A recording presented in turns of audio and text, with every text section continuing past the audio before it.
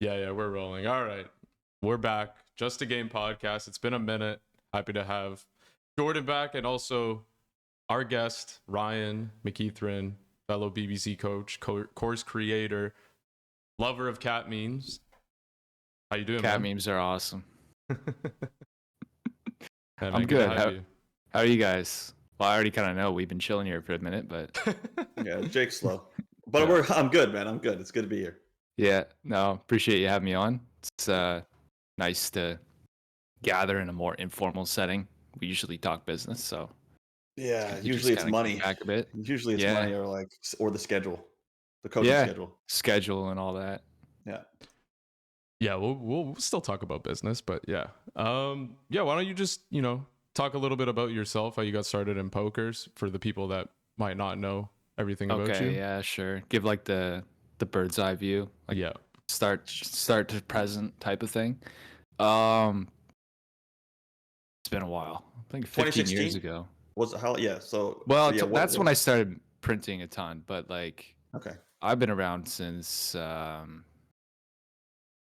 15 years ago, whatever year that was. Oh, like Math is 2010, hard, man. 2010, 2009, depends on when exactly. 15 somewhere years and back how many there. months? Yeah, I was in the university at the time and was doing like the poker thing on the side a bit. Like I was into it. And then at one point I just decided there's no opportunity in this program compared to what the poker is, so I just decided to roll with it. Parents didn't like that very much. Yeah, sure. Sounds like a basic opportunity cost kind of framework. It was the opportunity cost. It was like, okay, I pay this much to go to school.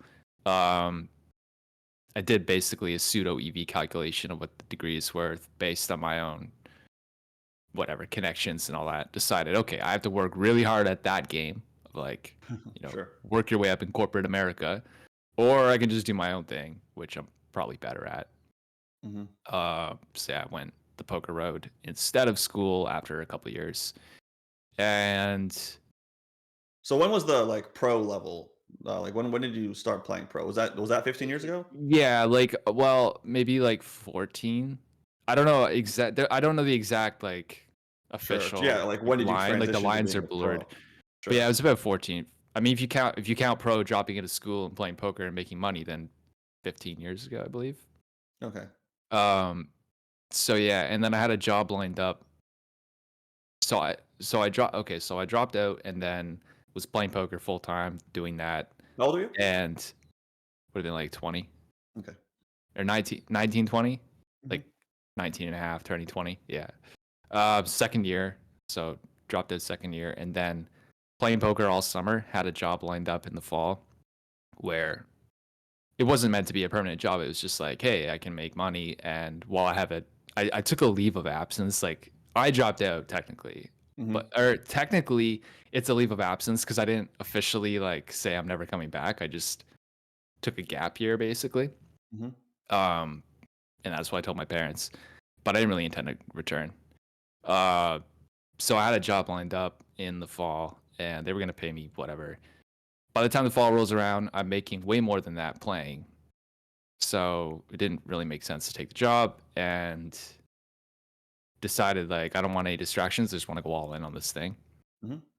So I said, screw this. I'm not getting that job. Parents are like, what are you doing? Mm-hmm. You're like a bum, basically. Well, they didn't understand, right? But like that's kind of the perception. Sure. But yeah. And then could you show them the money? You said you're making way more money. Could you just be like, look how much money I made? Yeah, like they started to kind of come around when they could see. Like I did a trip to Europe and they were like, okay, well, you went to Europe, like you paid for it. Sure.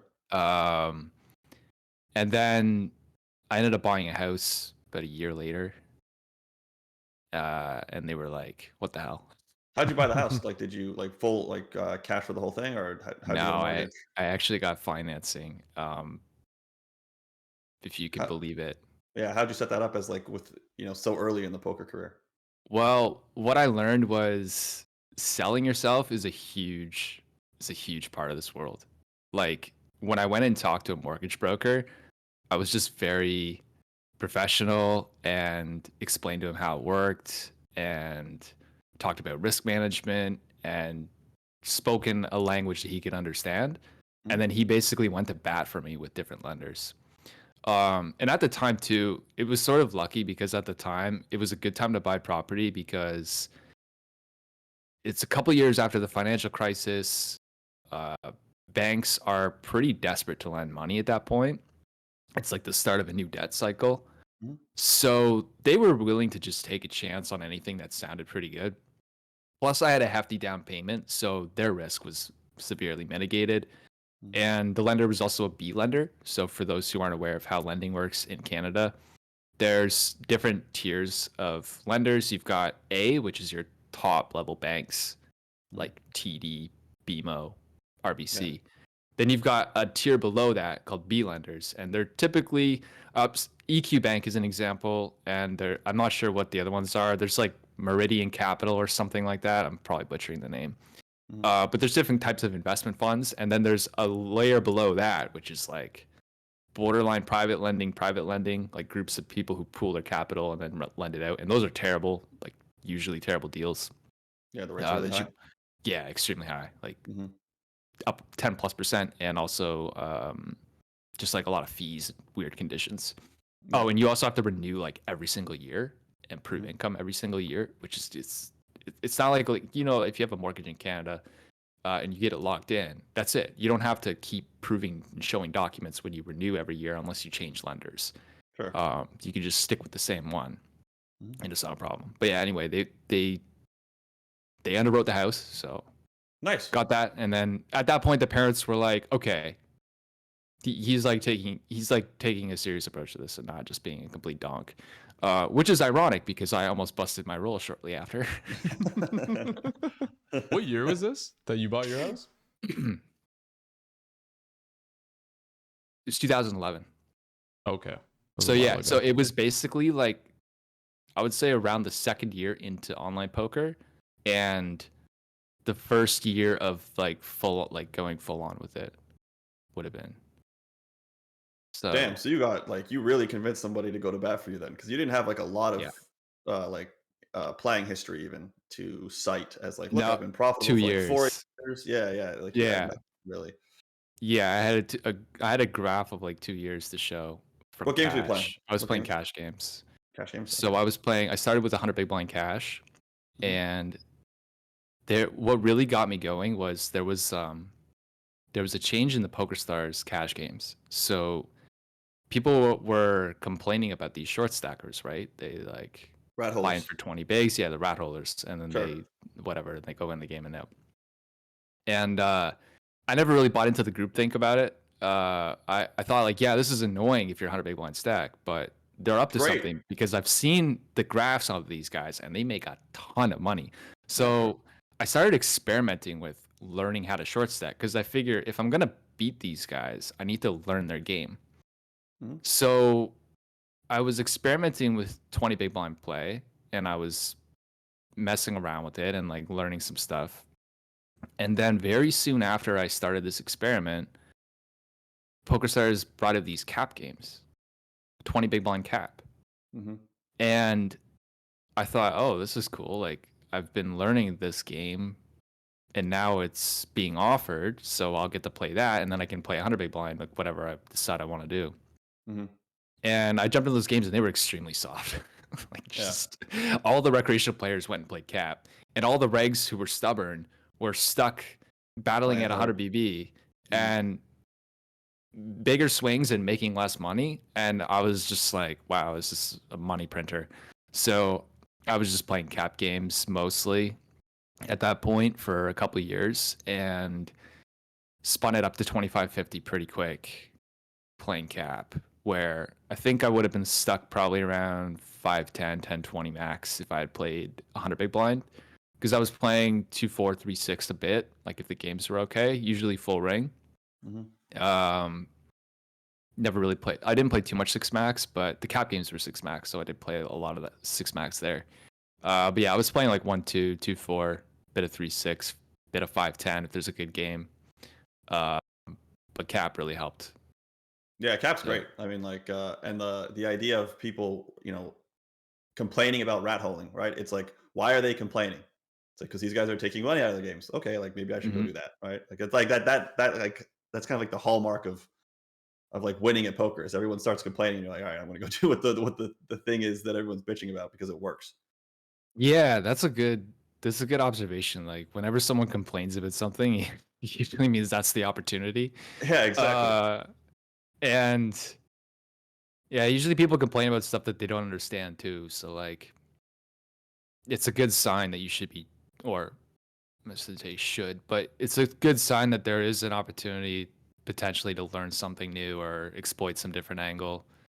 Um, Yeah, I totally agree with that. Yeah, there's something that yeah, especially if you're newer, right? Like if you're newer and like the legacy guys, because the legacy guys are really bitching about the fact like my skill set isn't working because I'm really good at playing at 100 BBs, and now these guys are playing at 20, and I don't want to play with these guys at 20 because I have a really sharp skill set at 100. It's like, well, if you're newer, then maybe you want to play maybe you want to play at 20 with those guys.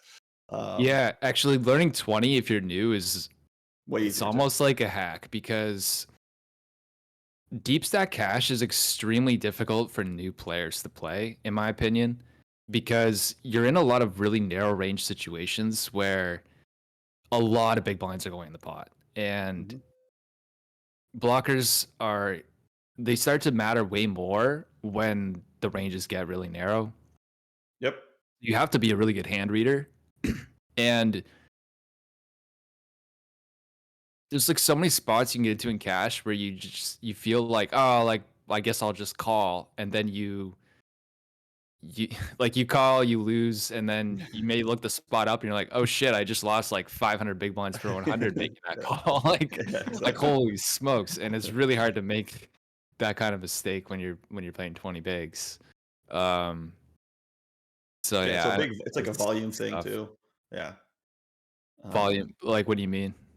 uh, so like it'll smooth out much easier. I think at 20 bigs, like so if you can put the volume in and like kind of realize your Oh EV, yeah. like whatever it is, probably more quickly. Because like if you're, I mean, it is still like one stack depth, but like the reality of playing like 100 BBs, it's hard to get stacks in, right? So like SRP is like almost irrelevant unless stacks are going in. Whereas at like a 20 BB, the average like the delta between like a small pot and a big pot is going to be smaller at 20 BB. So you have a smaller range, so you should have smaller volatility. Right, the Whereas standard deviation is lower. yeah, exactly, right. Yeah, Like, so you can yeah. win at a 100 BBNL, someone can still raise check down to the river, both hands can go face up, and you win like a 5 big blind pot, or how depending on how big the guy raised, you win a 6 big blind pot or something like that, right? Or you can win a 200 big blind pot, right? So you have a range of pot sizes that you can win from 6 to 200 BBs, right? If everyone plays at 100 and no one like stays on the table after they get to 200 BBs or 150, right? So realistically, maybe you can win like a pot anywhere between like 6 and 200 big blinds in a cash game. That's 100 big blinds deep. Whereas in a cap game, you're going to win pots that are between 6 and 40 big blinds. And so Yeah. it's a much narrower range, right? So Yeah, yeah, and like if you're on the river and you're facing a triple barrel and it's like 13 bigs left or something, like the size of the largest mistake you can make is capped. So sure, like I guess you could say your potential upside's a little bit lower, but I'm not even so sure because if you're playing like in a really tough cash game, it's not like being deeper is going to help you necessarily. I mean, I'm speaking more to like high stakes cash. sure. Like if you're playing 25-50, I don't think anyone's too thrilled to be sitting 300 big blinds deep with virtually any reg at that table. Um, in I don't those know. kind of games, There's gonna be some ego guy that's gonna be I like, mean, yes. ego, yeah, of course, yeah, but like realistically, you probably make the same money if you just played a cap game if it was available.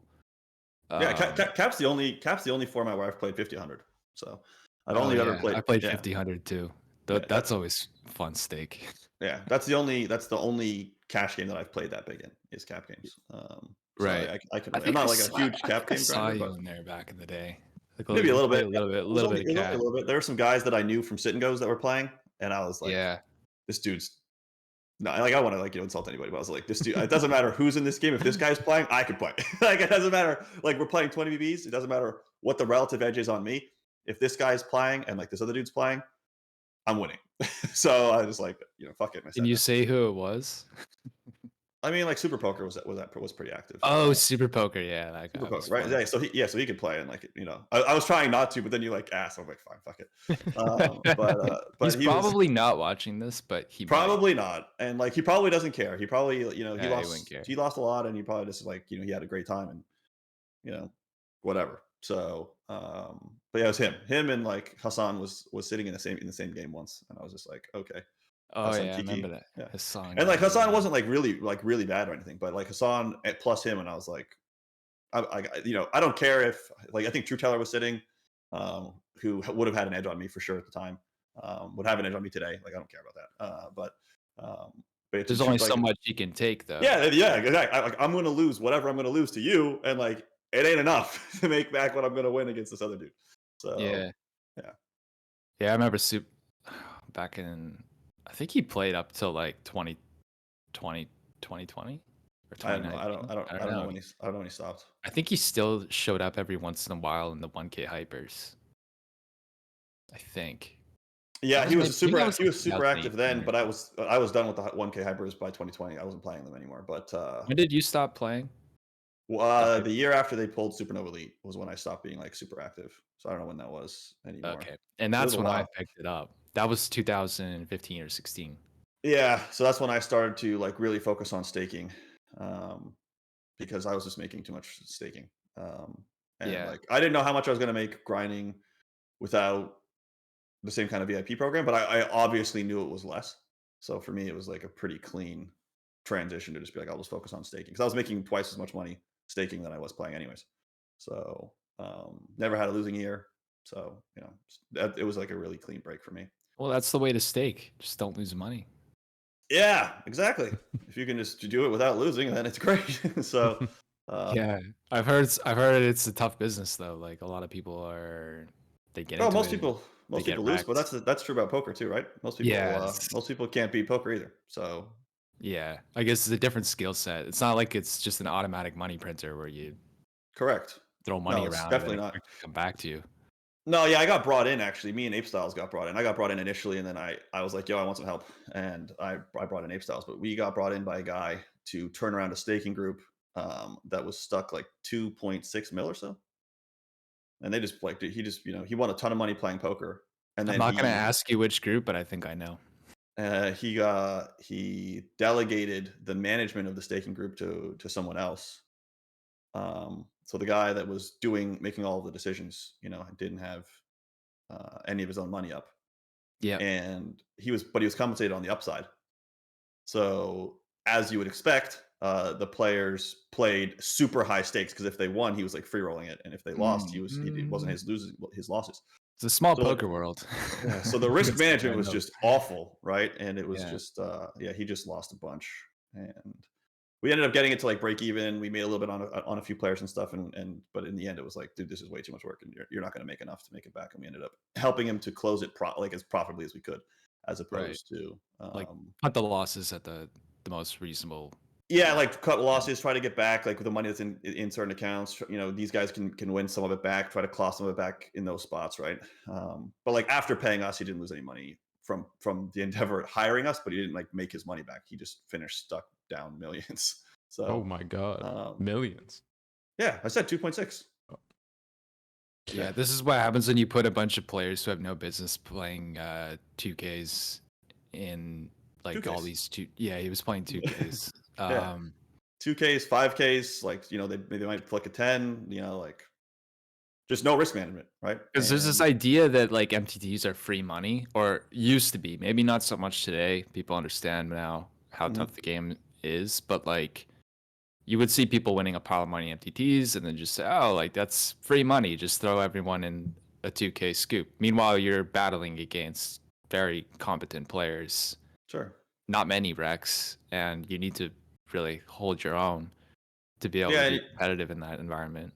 Yeah, and it's hard to like evaluate someone and say, hey, this guy can play 2Ks profitably if you can't play 2Ks profitably.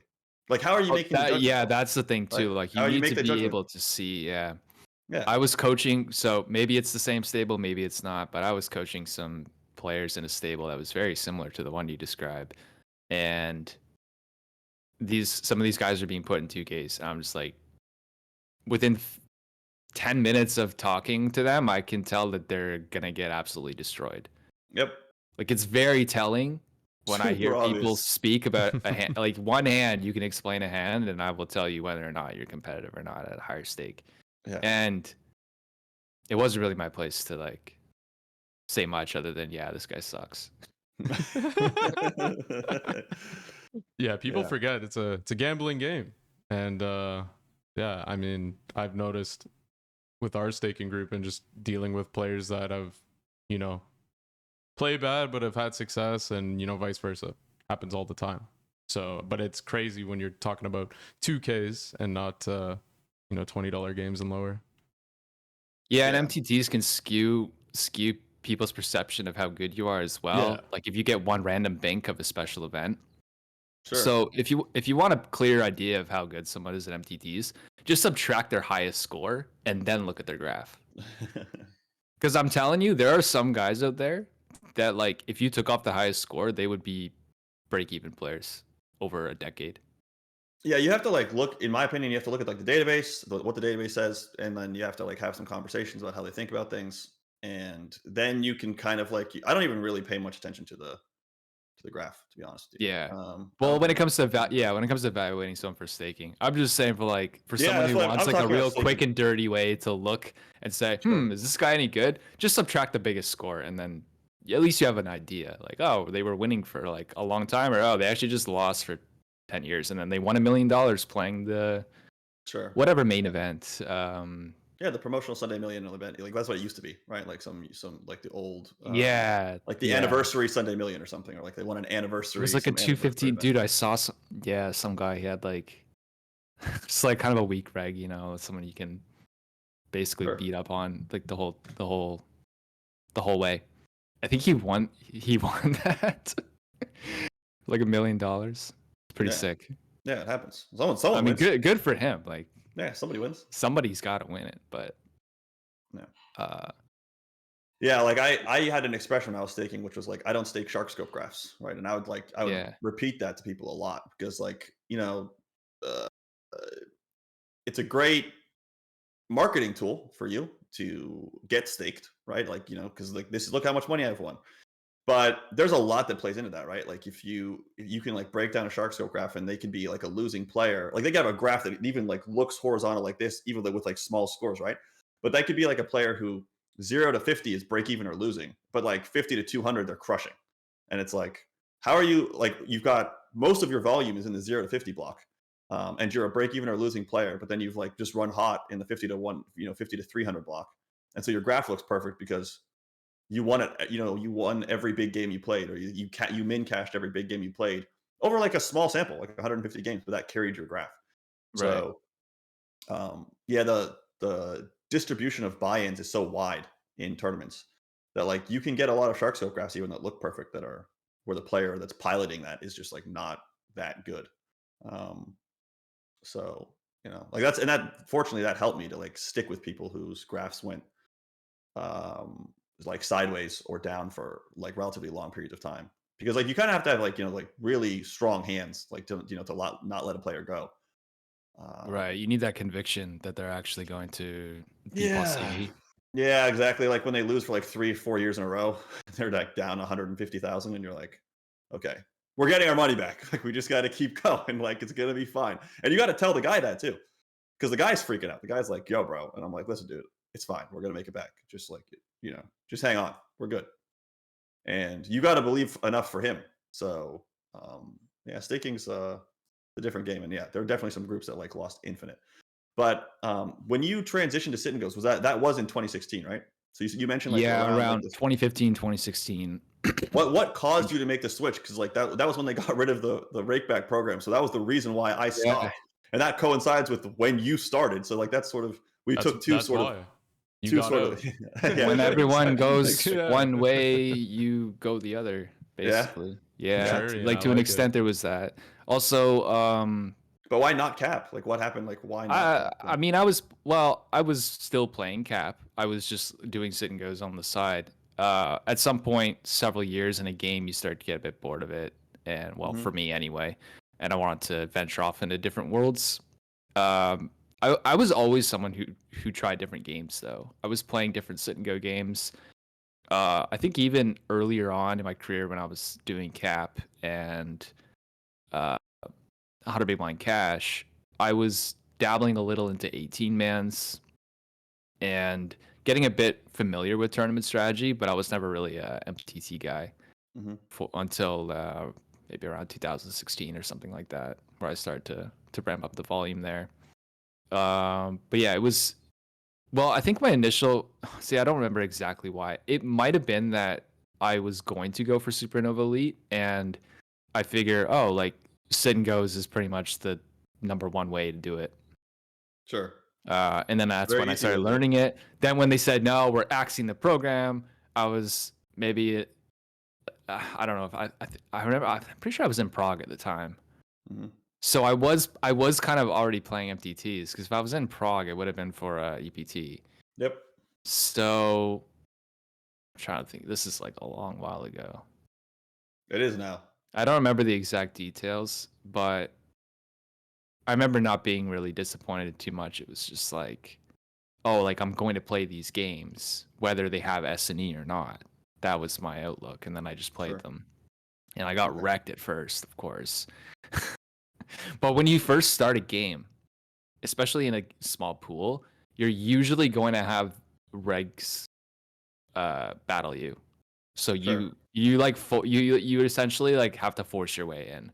You have to like kind of hold the lobby a little bit. Like, you know, if you you got to hold the they're lobby. not going to respect they're not going to respect your skill set, and then everybody will just instant sit you, right? Like you'll have like 5 guys like, I don't know how good this guy is, but he's probably not as good as me because I've never seen him before. So let's go.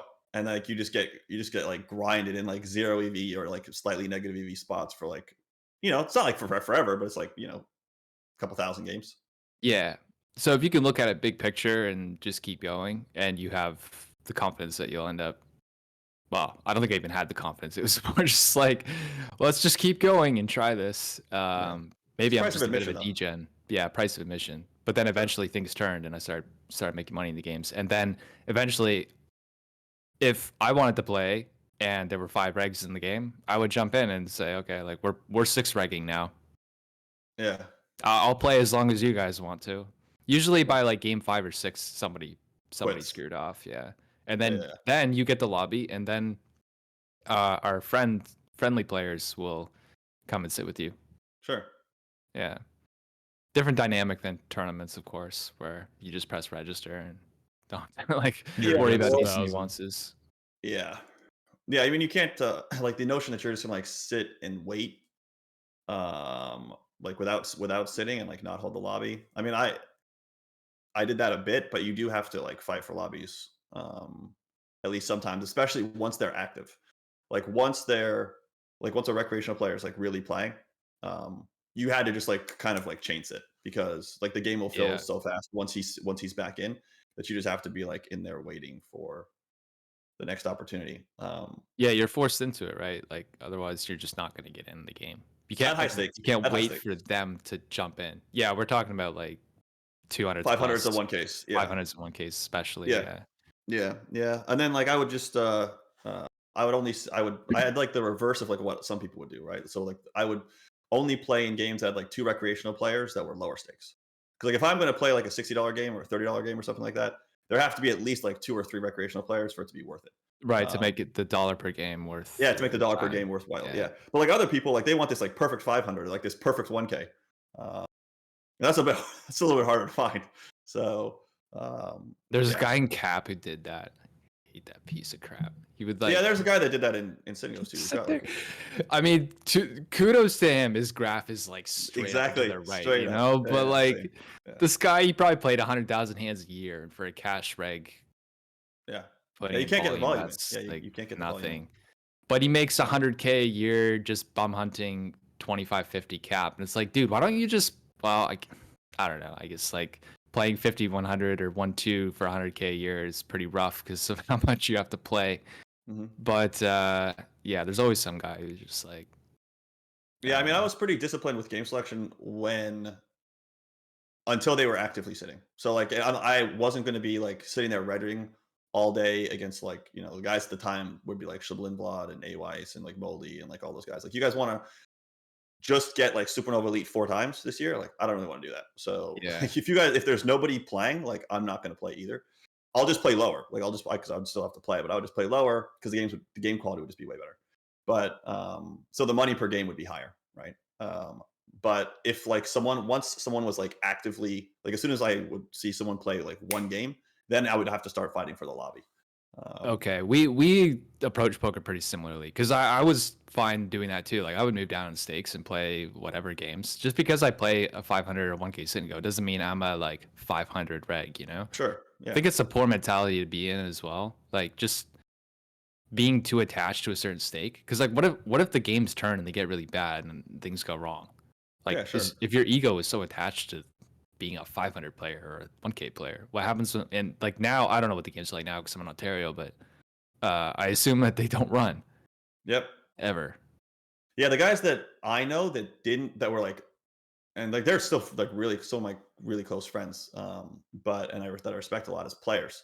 But like I know a bunch of guys that have like really strong skill sets that made no money playing poker for like a long period of time. Like they just didn't make much money because they viewed poker as a like means of competing as Yeah, opposed to like viewing poker as a means of making money.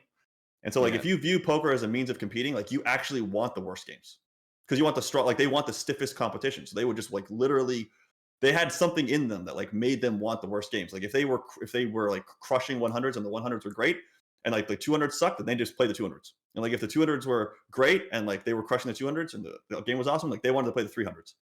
And the same thing was true all the way up to the 1Ks. Like even if the 1Ks were like had the best competition or had like good games, like they might even like play 500s where the 500s were tougher.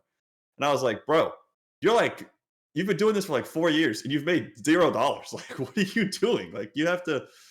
And he's like, you know, I want to be the best. And I'm like, okay, but like, there's no trophy, and like, there's no one knows if you're the best or not. Like, all we really know is like who's winning money. Like, that's how we figure out who the proxy for who the best guy is the guy that's made the most money.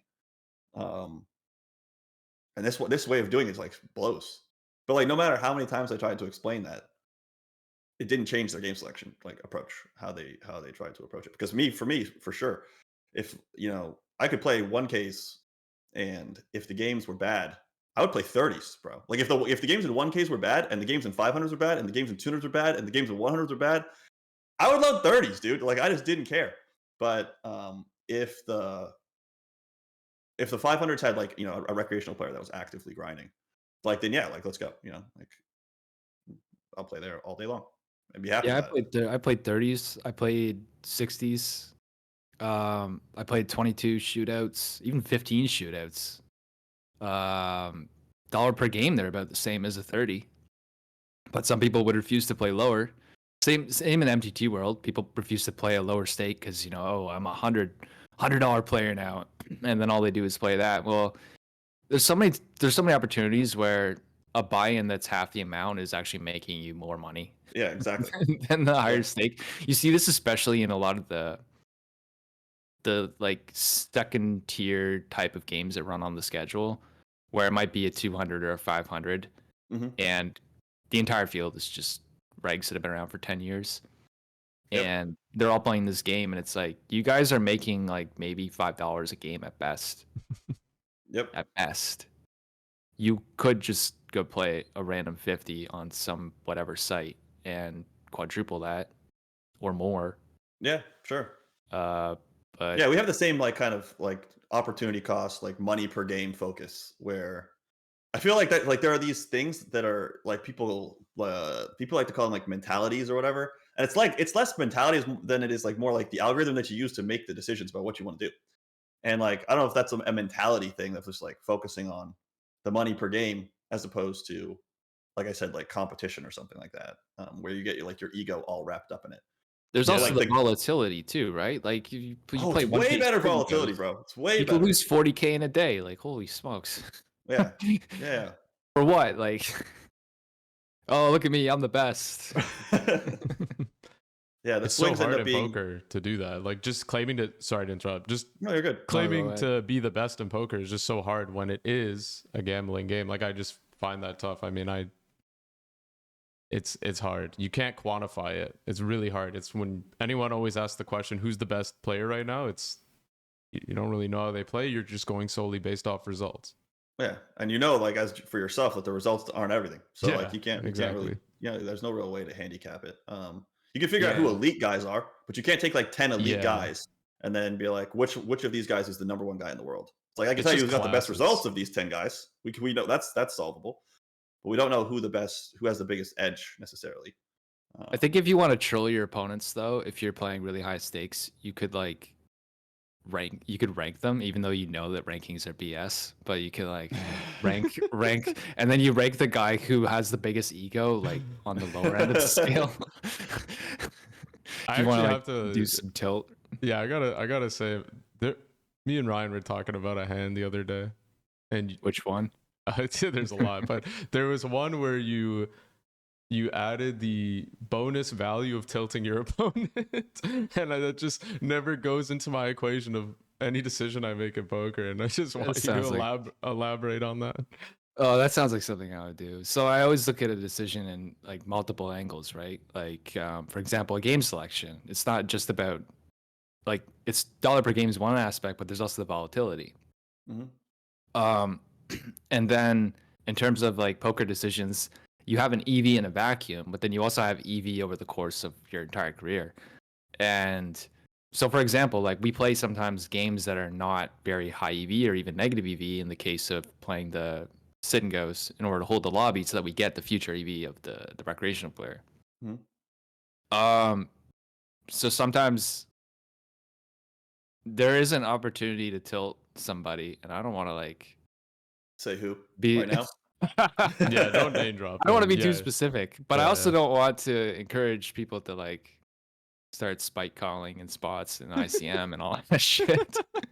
But like there is some hidden equity where like if you think the guy is just gonna be tilted or his perception of you completely shifts based on how you play a hand. So like you might run a certain bluff and you think that the expectation is like minus like a third of a big blind per hand, right? But if you run that bluff, he might think you're an absolute maniac and just never fold to you ever. And also, he might stop bluffing you because he thinks you're a maniac. Like, there's these weird kind of dynamics that come into play. And it's really hard to quantify and it's hard to teach. But if you think, I mean, I can't even like write a prescription for it. It's just like, oh, in this spot, yeah, I did this because it could be good and I'm not totally sure. And usually when they come up with a situation and they're not sure what to do, they usually lean on what their personality is. So if you're a nitty person in general and you don't know what to do in a spot, then like you'll always default to just, oh, I'll give up, I'll check. So playing with that a bit as well. Like if you know you're the person who's always a nit, then like maybe you just need to go for it sometimes. And then maybe there's some additional benefits. Like if your opponent gets on tilt, now he plays in a different way in the future. It's especially important in ICM games because if people are letting you open more, for example, in an ICM setting, like you're getting away with shit that you shouldn't be. Yeah, I probably said too much in terms of like meta strategy. Yeah, but that's more likely to happen in games where like or when you're playing a strategy that involves you like defending versus like for example like an all-in 3-bet, like maybe a little bit too wide, right? Because if they see that you defend versus an all-in 3-bet a little bit too wide and you know that they're good, they might like adjust their 3-bet strategy like very sharply as a result of that. And like if you have to make like one negative EV call to get like 100 future game profitable spots because now they just let you like button RFI ATC almost because like they're just not willing to like 3-bet jam and get called by like too wide of a range, then and then you can play with that too. Be like, how much money am I actually losing with these, like with this what it's called, it's like too wide. And you also have to kind of know the threshold as the 3-better of like, okay, if he calls too wide, how much does my 3-bet strategy change? And sometimes it doesn't change at all, but people will change it a lot. Like sometimes their 3-bet strategy is not supposed to change much. But I'm not playing, so I can talk more open ended without like without having it risk me or cost me any EV. But yeah, so you started playing Sit and Gos in 2016. I know that you like immediately got on the leaderboards in 2016. You started playing. You started having be like the most profitable player and Leaderboard. like Oh, I forgot about that. Yeah, I like. yeah, well, that was the trained easiest way here. for me to know, like, to get a little bit of insight into, your transition and your career, Yeah, they don't give you a playing. trophy for Sit and Gos, but you do get that little like diamond You do, star and it tells me like, on Shark when Scope. were you good? Yeah, like when were you good and like winning, like one of the most profitable players in the games that was active, and etc. And like I know that you played a lot of it was like 2 to 3 tables, I think. So you mentioned playing 18s. Like how much did you play those, and like how much were they a part of your diet? Um, 18s never really became a big thing, Okay. but they helped me learn ICM for MTTs. Okay, because those are And more like almost like a satellite structure, though, right? Because like 18s are flat. oh, They're not really. 16s. Okay, there's a shootout, right? There's the two Yeah, the hyper table shootout. turbo Yeah, 2x. yeah. Okay, Yeah. yeah, Okay, so yeah, there's 18 mans, which is like a tournament. sure. Like it's just like it's like a tournament, but it's capped at 18 players. Okay, Four seats paid, or not seats, 4 Places. places. I Thank got you. you. okay, sure. Uh, But it's not flat. no, Like it's a not flat. So there's a yeah, yeah, 16. okay, There was a 16 man format where it was 2 seats. It was a satellite, hmm and that's your flat payout. But the round, it's broken into 2 rounds. It's a shootout format, so 4 tables of 4 players. Round 1 is close to Chippy V. You're playing to advance to the next round, so you get to heads up. You're playing heads up on the one hmm table, and then the next table is 2 seats paid. So now you're in ICM, and you have okay. to contend with that. Mhm. Um, so a lot of players didn't understand future game, and they would not like run they wouldn't get their ranges down. So these were 10 big blind games. Yep. Doesn't sound like there's much strategy involved, but there's a lot of spots where you could be way off if you're not really digging into Sure. HRC and doing your study. Yep. So everyone was just kind of bleeding in those games, and I was destroying them. Yeah, because back then you didn't have GTO Wizards, or that was No, probably even before.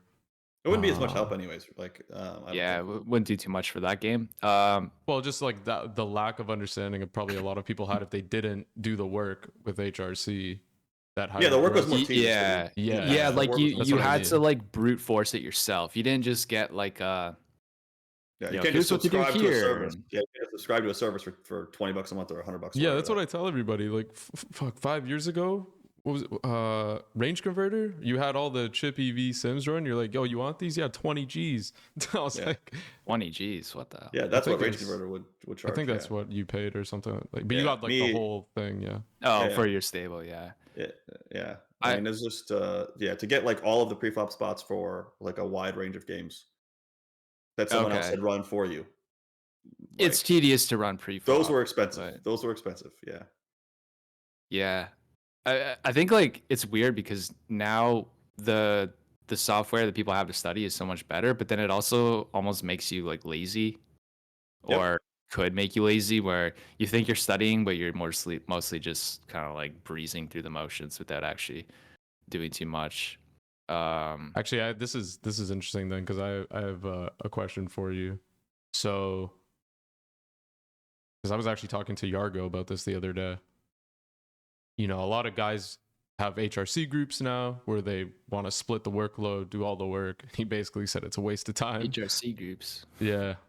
Oh, to split. or guys Yeah, just yeah, do it themselves. Well, yeah, you come together, you want to do like a project where it's just create a bulk work and divide it amongst yourselves. But Sharing he was sims basically probably. just saying GTO Wizard has enough basically where you can look at most of the sims, and obviously there's some inaccuracies with it. yeah. You're going to be more experienced in that department than I will, and Jordan as well. But you get a good enough idea of how most of these situations should be played. Yeah, like if you breeze through the Sims and you spend a number of hours studying them, you'll get to a point where you're not making any real chunky mistakes, probably, in most spots, since they cover a broad range. The thing about like sharing Sims though is a lot of the value that you get from doing your own Sims is making the mind connection to it yourself. Like Mhm. I like to run spots that I've played because I find that they have more of like an impact on my memory. Mhm. Um, That's how learning works, right? So it's more of an emotional connection. Yeah, the emotional connection. So like if a spot writing pisses down me off, notes. I want to Yeah. like study that one specifically. And if it's a final table, I'm not gonna look for something in GTO Wizard most of the time. I'm going to run a sim with HRC. I'm gonna play around with it a bit. I'm gonna try and get familiar with the spot mechanics of it. Um, yeah, I mean like, that's how I played. That's how I studied for years. Was I would just mark in Sit and Gos. I marked probably 100 hands a day, and at the end of my session, I would get through as many as I could before I felt like my brain was fried. And then in the morning, the next day, I would go through ones that I didn't to warm me up. And so I also am a very visual person. So when I see results, like in like the graph and all that, I feel like it imprints in my brain to an extent. Mm-hmm. So I was able to play pretty damn well in a lot of push fold and like weird spots with ICM. Like I'd be pretty close most of the time, but then also just understanding the mechanics of the spot. There's a lot of fun future game spots in Sit and Gos, like a lot of really fun ones, especially in the satellites because of the blind structure. It's double. So like Jordan, what we're used to is the 10% ante, Mm-hmm. but the antes in the hyper turbo satellites were 20%, Yeah. Okay. So the ranges get stupid. and the blinds double instead of going up like 12%. Yeah. Or whatever Okay. it is, 15%. So you get in these weird spots where like you might be shoving ATC, small blind Mhm. versus big blind, Yep. but then when you run future game for the next hand, you shove 0 or like Oh. 10 Okay. 10% or something. Yep. And there are spots like that where a lot of regs were missing and they were like just punting their equity. Where you actually just fold because then the big blind's forced all in next hand and then small blind completes and like the game's over 50% of the time or whatever. Yeah. And then when it's not, if you have like a slight chip lead, you're still gonna win. I don't know whatever Yeah. percent. Some fraction of the next one. Yeah. Yeah, Mhm. it's actually really fun. I miss those games a lot because I found them very interesting in that. But a lot of people from the outside wouldn't think that a 10 big blind virtually push fold game has any sort of interest to it or any Yeah. real strategy either, aside from like once you know what to open, that's it. Yeah. They've all But those like those comments like, oh, it's 25 BB, it's like solved, or 10 BB, it's solved, or whatever, and it's like. Yeah, like those comments have yeah, existed like the whole time. It's like, bro, these guys' graphs that go straight up. Like, what are you talking about? yeah, that was the main. Oh, it's solved, which I guess kept some pretty Lots of strong people out. regs out. Yeah, Lots of people out. people 100%. who otherwise would have came in and made my life hell. They steered clear, and they would play MTTs that have massive field sizes and giant variance, and I was just like, screw that. I'll play MTTs on the side, but I'm gonna play these sit and goes. And that's how I managed. That's actually how I managed to really get into MTTs was the satellites because the satellites brought me to the MTT, and now okay, I gotta play this MTT. Like let's learn this too.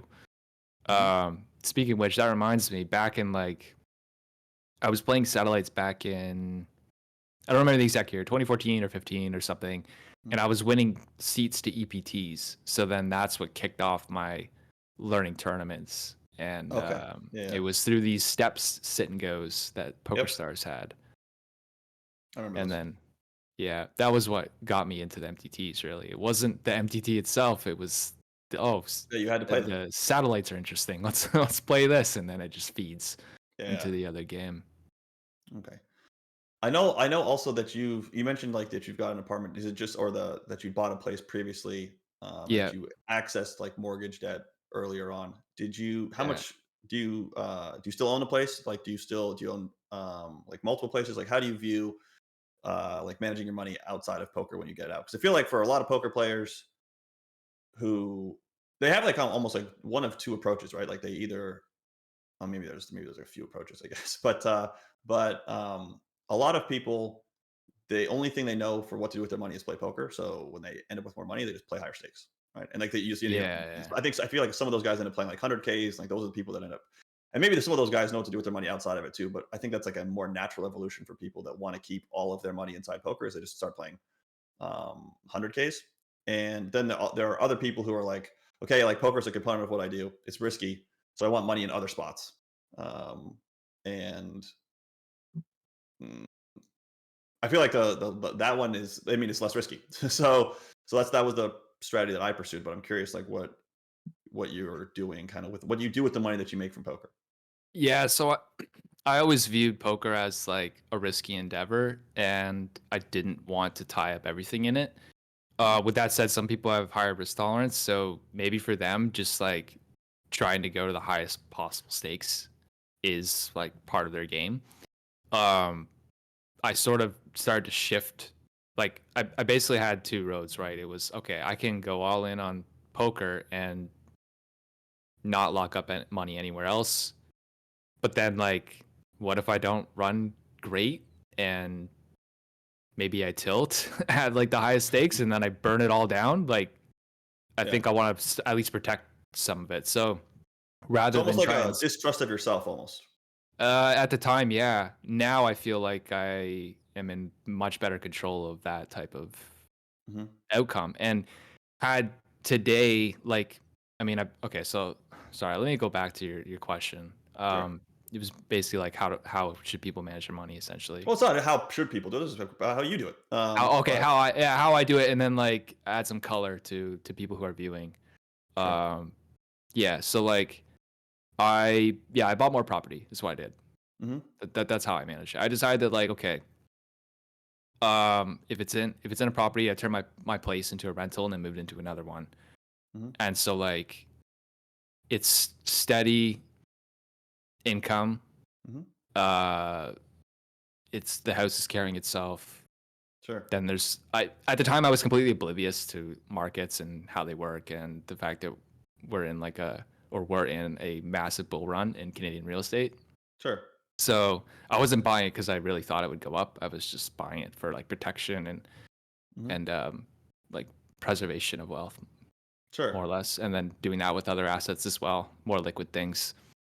Um, and yeah, and then I bought property as well in Georgia, the country of Georgia, Hmm. Are and you so Georgian? that How did you pick Georgia? no, so when it came to like thinking about diversifying, Hmm.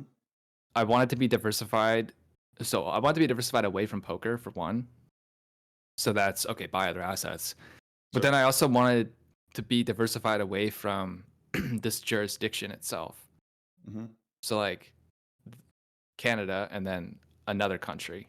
And Hmm. ideally one that has more of like maybe not complete opposite, but different characteristics. Okay. Especially when it comes to political characteristics. So like I wanted to protect against the what I think is inevitable, but like higher taxes, more clawing at your stuff Hmm. coming from Western governments, Hmm. and set up a base in uh, a country that's more up and coming and has been through turmoil in the past, but has then since moved past that and is moving forward on most metrics, Okay. like economic freedom mostly. Sure. So I initially went to Georgia to just open a bank account because I figured, well, let's start with banking because if we can, for those who are familiar with like flag theory, that's kind of what this is. Like you just plant like a flag, like a proverbial flag in another country. So I have a bank out there because as a poker player, banks. I don't know. I don't think it's a Canadian problem, but there are some banks in different countries where they just like shut your account because you're a poker player. They Sure. do it for crypto, Yep. and for whatever other reasons. So I was like, well, if I I'm think they've doing done this that I thing think they've done that in Canada for crypto, by the way. I think that for crypto. I think I for know guys that have crypto, had that. Yeah. I think I yeah, know. I do know yeah, guys that have had banking problems as a result of crypto. In yeah. In Canada, fact, I don't know really? if it's still. I don't know if it's still an issue, but yeah. I yeah. think So more like around like 2016 and like 2015 and stuff like that. Like I knew some people. okay, yeah, because in 2017 or 16, I bought some crypto for the first time, and then that's kind of like when I started to become aware of all this stuff. Like, oh shit, Sure. like they can just shut your bank account down. Well, if I get a bank account in a different country that has nothing to do with this one, Hmm. then if they did, I could just say, screw you, I'll go live over there, and that's fine. Go ahead and shut my bank account. Like, well, please don't, but Yeah. No, in the event that it happens, I'm prepared. And then I don't have this big giant interruption in my business either where, oh no, I can't conduct my business, I can't eat or whatever. It's like, okay, I have a bank account there.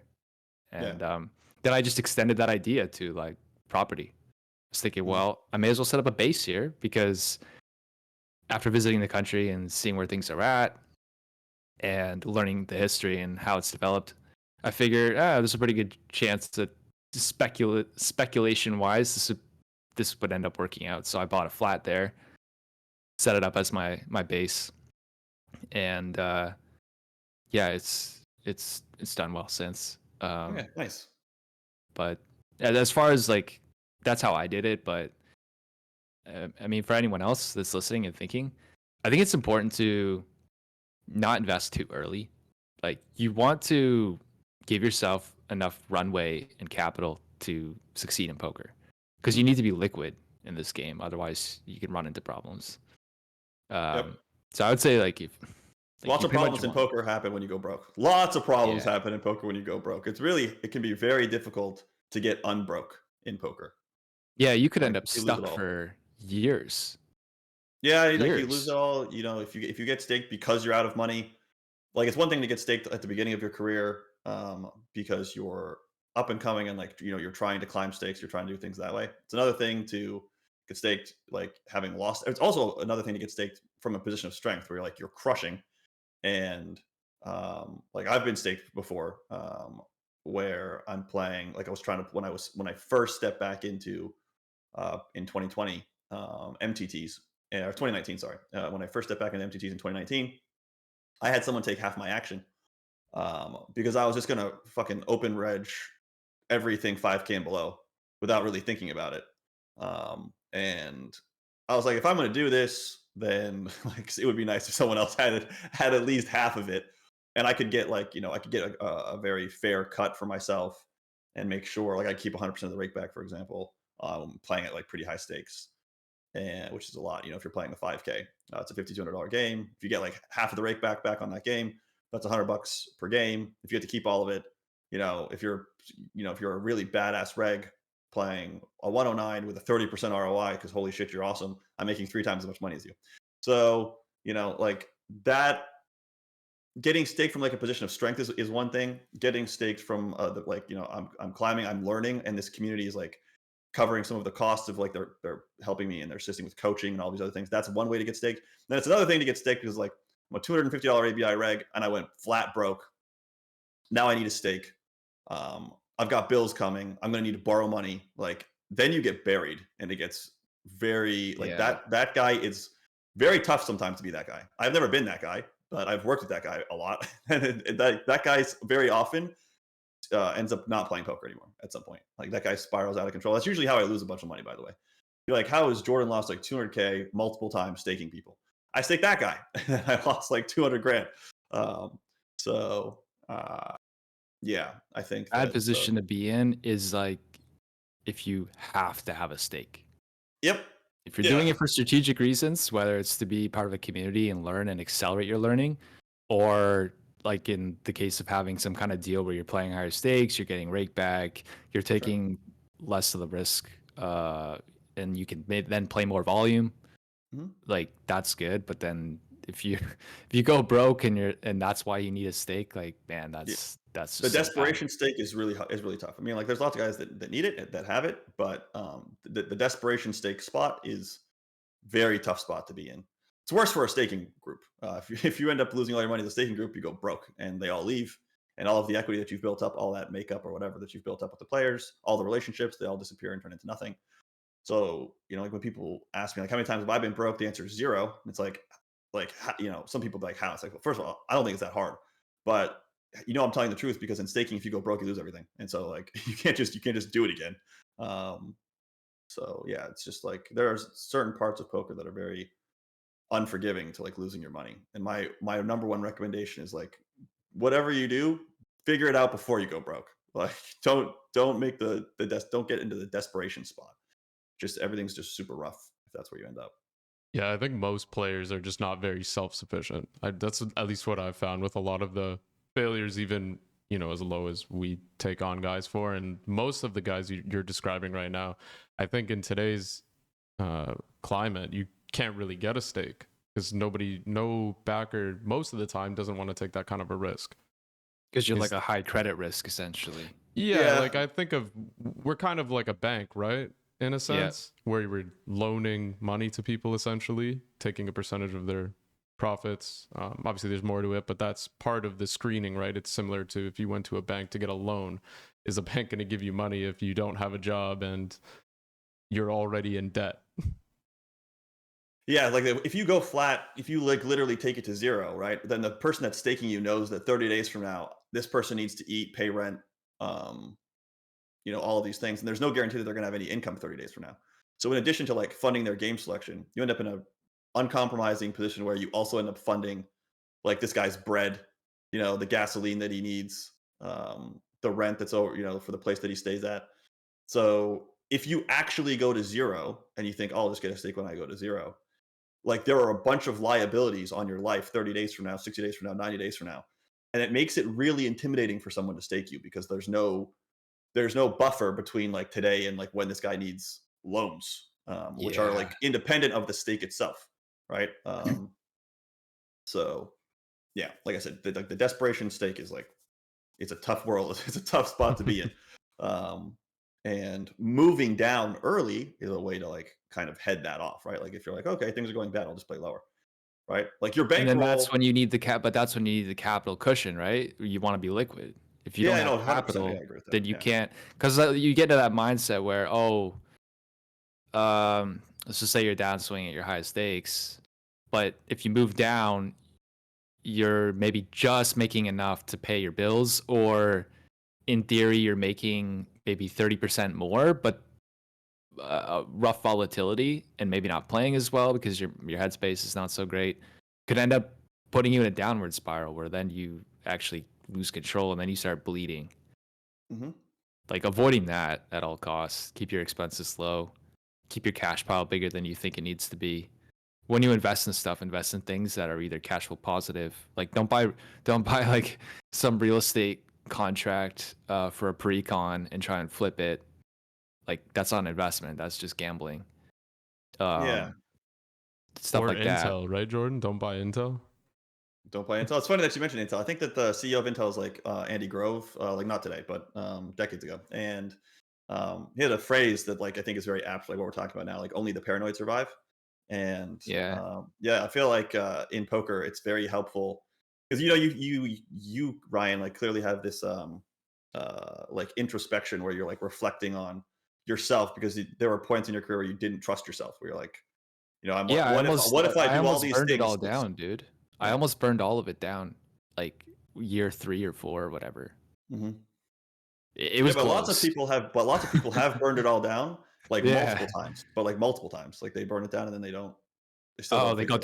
they go through like this Yeah, cycle they do it again. over again. Yeah, yeah, yeah. Like Yeah. whereas you had like a close run in with death, if you will, like financial death with poker, and then um, yeah, the paranoia kind of keeps you from making that same mistake again. Well, there's this weird thing, right? Like some of us who were close to burning it down develop that paranoia or fear of it happening, and then we like course correct and go like way more responsible to. Sure. But then there's other people who like relish in the burn and they just want it to happen over and over and over again, and they will make sure it happens over and over and over again. Yeah. One Well, way or like, another, they'll do it. the They rush happens when like everything's on the line, right? Like when you're Yeah. really really really careful, right? You're never really exposed to ruin, right? There's no rush, right? Like there's Yeah. no like the rush is like the rush is like the risk that something bad might happen, and then it doesn't happen, hopefully, like right, and then because it doesn't happen, you end up making a lot. Obviously, like that's usually what happens in poker is if the bad thing doesn't happen, but you got close to it happening, you make a lot, and then you feel like super high. So you got like this like nail biting, close to the edge kind of rush while things were fucked, and then when you fix it, then you get that high of like how big that swing was, and yeah, they get I think addicted to that, and then and you take on a lot of risk, which probably leads to you getting really close to things going wrong, and then if things do go wrong, it's over, and then if they don't go wrong, then you swing back up. And that approach, I'm like the opposite. I tried to take the emotion out of it, so I played like very conservatively. I had so 2019. You I had a few played the $1 million. 10K one time, and I remember you were sweating it. Yeah, I mean, I do sweat it still. I Yeah. would sweat it right now, right? But I had like a few million in 2019 by that time already, and No, I you still were got staked, comfortable. Yeah, and I I still know got that. staked. Yeah. I still got staked, right? Like when I was gonna like fire all Because the you 5Ks. understand like the risk of these games. Yeah, exactly. Yeah, like Like there's a lot of risk. So there's this level of like, sometimes I feel like I probably would be playing the highest stakes in poker. Well, if I had been oblivious to like the risk. Sure. Because like I probably would have just max fired everything big, and if I lost, I would just like, well, I'd probably be backed for it, and then just like keep going until it works. Because I Yep. tend to be that kind of personality where I just keep going at something until it works. Um, but I've done too much time in the lab with the variance simulator. like I just I look at him like, oh man, I'm coin flipping on this, because I had a deal basically. I had the opportunity, and I think it was right when the pandemic wound down. Okay. It was basically like I can 21. play the biggest stakes on a stake, on a like some type of staking deal where the plan is just to put in as much volume as you can, put in as much study as you can, and make a run for it, and then we chop the profit at 50-50. And so I did the EV calc and was like, okay, I mean, like dollar on paper, Mhm. theoretically, like maybe I can make 2x what I make, except there's all the risk, and then also like what happens if I start off getting buried? Mhm. How would I feel about being stuck $1 million of someone else's money? Dude, we did the exact same thing. We did the exact same thing. I just like couldn't. Like I went back and forth with a friend on this, and he's just like, it's probably not a good idea. And this is my conclusion, but it's nice to hear someone like Sure. repeat your thoughts. It's like, it's probably not a good idea if you truly believe you cannot stomach being stuck like a large amount of money for someone else, because at some point it's going to happen. Sure. Like it's just it's inevitable that you're going to lose at least $500,000 playing that ABI, or upwards of beyond 1.2, whatever, because those are the swings at those games. And I was like, I just, there's just no way I can do this. Like I would love to do it if I knew that there was like a like a guarantee that like, yeah, it's gonna work. You just gotta fire enough. And also Sure. there was the aspect of like traveling too and like playing more live. Getting a live coach probably, and Sure. just like all this. It just seemed like I have a great life. Like, what am I doing this for? And that's not to say I'll never play a really high stakes game, but it won't be from like the stake, that's for sure. It'll be because I have some capital I want to flick around like a degenerate. Yeah, that's what I was Sure. And gonna like ask. I'll Yeah. sell pieces to people, and that way it's like the obligation is limited and fixed, where like, okay, Sure. we're gonna play this event, I'm in for half, you guys are in for half, that's it. I'm not gonna sit here and like go to a live series and play 10 to 15 entries every single time, and then come back and play online every week's 10K or whatever on GG, whatever the biggest tournaments are, Mhm. and just like keep doing that, and then be forced, because there's also that obligation part where like when you're staked, you owe the other person, right? Like even if theoretically it at some point, if you get stuck too much, it makes sense to just cut the guy. Mhm. But like you always have that feeling like you owe the person. Because Sure. I had a special deal in I had like some kind of staking deal with MTTs before, where the person staked me just for high stakes. Mhm. So I got to play all the sit and goes. I got to play Yeah, you got to keep all that. I got to play all the lower stuff on my own dime, and The I dream. got the rake back. Yeah. Mhm. Well, when you have like results, then you get opportunities like that, right? Yep. If you don't have, like, there was no reason for me to take a traditional staking deal because I have this opportunity that's way better. Yep. So I would take so I went through with it because I'm like, this is too good. like like, but I remember being stuck, up to upwards of $100,000 at one point, and it wasn't too nerve-wracking because I understood the variance, but it's just like I really don't want this to go badly. Like Yeah. I gotta like grind out of this. Yeah, And sure. just every day it was like I'm logging in, I'm studying, then I'm gonna fire, and then okay, like 1 or 2 days off a week, but just like we gotta hit the grind and like make this happen. Of course I Sure. got out, but 10xing that feeling, just I don't know.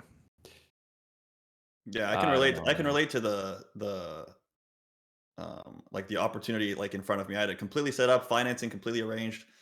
Um, I was gonna have I think only 10% of the 25Ks that were running on GG. There was like 25Ks that were running on GG, super active with like this like a number of like recreational players. And the games were firing like crazy. Ape Styles actually, with some of the same guys, he took the financing, he played. He's got more gamble in him than I do. And I had everything set up, and I was just like looking at the 25Ks, and I was just like playing with the variance calculator for like how much money I could lose and like how long it would take, and like what if the opportunity, like in my head thinking like, $2.5 million is only 100 buy-ins. I know, right? Only 100 buy-ins. $2.5 million is 100 buy-ins, bro. Like Yeah. how? And I asked myself the same question, like how am I going to feel if I'm down like 60 buy-ins? If I'm stuck like 1.5 mil, like how am I going to handle that? Like 4 buy-ins is 100 Gs. You know what I Did you mean? go Like back that's through your insane, bro. graph? Did you go Yeah, back I through your did. I graph did. and like look say, oh, like how many times have I been on a 100 buy and down Yeah, swing at like yeah, 50s and like yeah. 60s? Yeah, And then, sure. oh, that's a 200 right there. Yeah, exactly. Yeah. And so you're just like, okay, I could lose. And like these guys, there were guys that the games were running around, but they were, this is 25Ks, bro. Like there are savages playing too, right? And Yeah. it's like, Yeah. The best you of the know, best are in those yeah, games. exactly. Yeah. So it's like, I've got the financing, everything's locked and loaded. My personal risk is like de minimis, but I'm like, what happens if I lose $2 million? Like what, like, how do I feel about that? Like, what does that mean for me as a poker player? If I'm just like all this work I've put in, like to the game in general, and like, I'm just stuck like 1.2 mil or something, or 1.1 mil, like what, like life, like net, like, like how much risk is this? Like, what am I doing? Like, I don't want to do this. I just like said, thanks for the money. Appreciate the confidence, guys. You guys keep it. I'm out. I don't want no part of this. And that was when I first realized I was like, there's a limit to like how far I want to take poker specifically, because I'll invest in a business or something, and I'll invest $1 million Yeah. or like 500K or whatever. I don't care. But like in poker specifically, same thing. Even staking, right? Like staking, like we've got the business or whatever, and like all of that for whatever reason, like I can handle that risk like no problem. But like just like the poker volatility of like playing 25Ks, like if you lose $2 million, $2.5 million, like it's just fucking gone, bro. Like whereas I don't know, like yeah, it's just it's a different thing. Like it's hard for if you invest in Google, like that company doesn't go to zero. You know what I mean? Like that company. So if you invest $1 million in Google, right? Like company doesn't go to zero. Right? They don't even have debt. I'm pretty sure that I'm not investing in Google. I don't have a long position there. But like I'm pretty sure that company has like net cash on the balance sheet. Like it ain't going to zero. Can't. So like the stock market can go down a lot. Doesn't matter. So that company's not going to zero. Okay. Yeah. If it's going to zero, like then we have to go get guns, right? Like that's that's the way the world You works. should right? already have some, but yeah. Yeah. So whereas like if you play 25Ks, like that can go to zero, no problem. Like you can lose $2.5 million, poof, it's 100 buy-ins. Yeah. So it's like a different thing, and I couldn't do it. And that was the first time where like even with the financing risk taken out of it, because someone else was going to do it, 2 other people were going to do it. I still said no. So How many You need a entrants special would- level of Oh, go on. delusion to be able to handle it, I think. I just like or like have such supreme belief in your ability that like you're almost you're like blind to reality in a sense. And then if it works, you're like, oh, then you can look at hindsight and be like, well, took a big risk and it worked. Nice. And then now you can be more grounded. I think it's how a lot like I'm just speculating, but I imagine that's the mindset of a lot of people that play the highest stakes. They probably look back and were like, that was pretty crazy, but yeah, it worked. here we are. Sure. And now they can hold the lobby, so to speak. Sure. They're paying So- for the experience. That's what it is. Paying for the experience. Yeah. Yeah, Sure. I mean, I'm not paying for it. So somebody else can pay for it. Yeah, exactly. How many entrants did those usually get when they were running? They weren't that big. They were like sub 45 minutes for sure. So, but that's A still little that's still 50 big. cap or something. That's decent. Yeah. Yeah. There was, yeah. I mean, I feel like they had like 25 to like 30 players on average, but I don't really remember. I And mean, how I ended many up not playing the games, so like I wasn't like super active for months in the Yeah. games. I just thought you Yeah. did. Yeah. I mean, I'm sure you did. Yeah, some I did some research. variance. Yeah, I did Yeah. do some variance calculations, but like it was on a range of field sizes too. So And what was the ratio, rec to reg, basically? I mean, obviously you have the gaps. there were like with two the guys. regs. There were two guys at the games that my understanding. There were two guys at the games were like really running around. Right. Where it was like, yeah, they were like a big part of it, which also mattered too. Where I was like, just rake.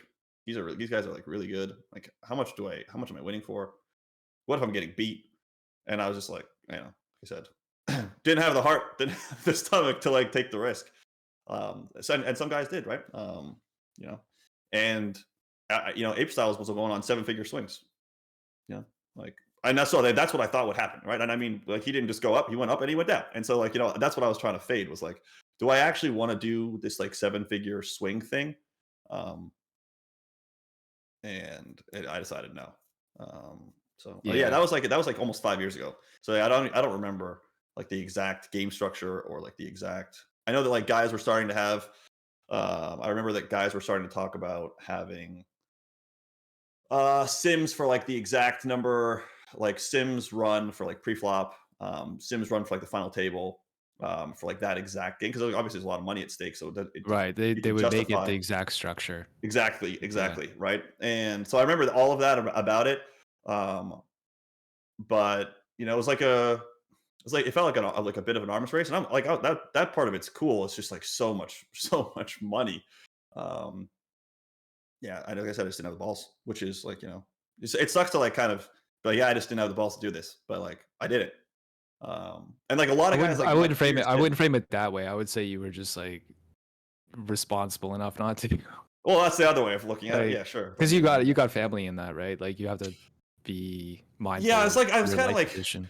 yeah, and I kind of like you. I would feel like I owe the guys if I like tanked off their money. You know what I mean? Like I wouldn't just like lose Yeah. $1 million of other guys' money, Yeah. and then just be like, and then just go do something else. You know what I mean? Like I would, if I lost like $1 million of their money, I would turn myself into a slave, right? Like that's the problem. That's the problem. And it wouldn't be them turning me into one either. It wouldn't be like them turning me into one. It would be me turning me into one. Because if I lost $1 million with someone else's money, like, bro, I'm with you until I get it back for you. You know what I mean? Like, this is the type of person I am. So I'm not gonna just like lose $1 million of their money and like go become a doctor. You know what I mean? Like, if I lose $1 million of their money, I'm gonna get it back. So, and that has nothing to do with them. It's a part of why I could get the financing in the first place, though, right? Like a part of why I could get, like, why people trust me is because of I have those types of personality traits. But yeah, like I said, they wouldn't turn me into a slave. I could set the financing up where that wouldn't have been the case. But I know myself, I would have turned me into a slave until I got their money back. And that was a big part of like, do you really want to like, potentially lose $2.5 million and then turn yourself into a slave until you get it back?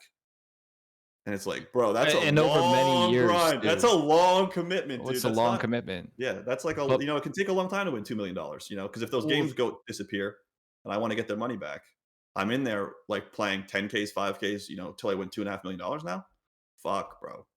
Like, it's a long time. Well, think of it this way too, like the timeline for you to actually make the money back, because you're not just playing $50 or $100 tournaments. You're playing games that don't necessarily run all the time. Oh yeah, for sure. Yeah, and that's the other part of it, right? Yeah, that's like that slavery mindset was like, dude, this could be like 5 or 6 years from now, and I'm still grinding like 1Ks now, trying to win this fucking huge sum of money back for these guys. And I was just like, yeah, I'm out. It's for somebody else. This is for somebody else. This is for someone else. It's not for me.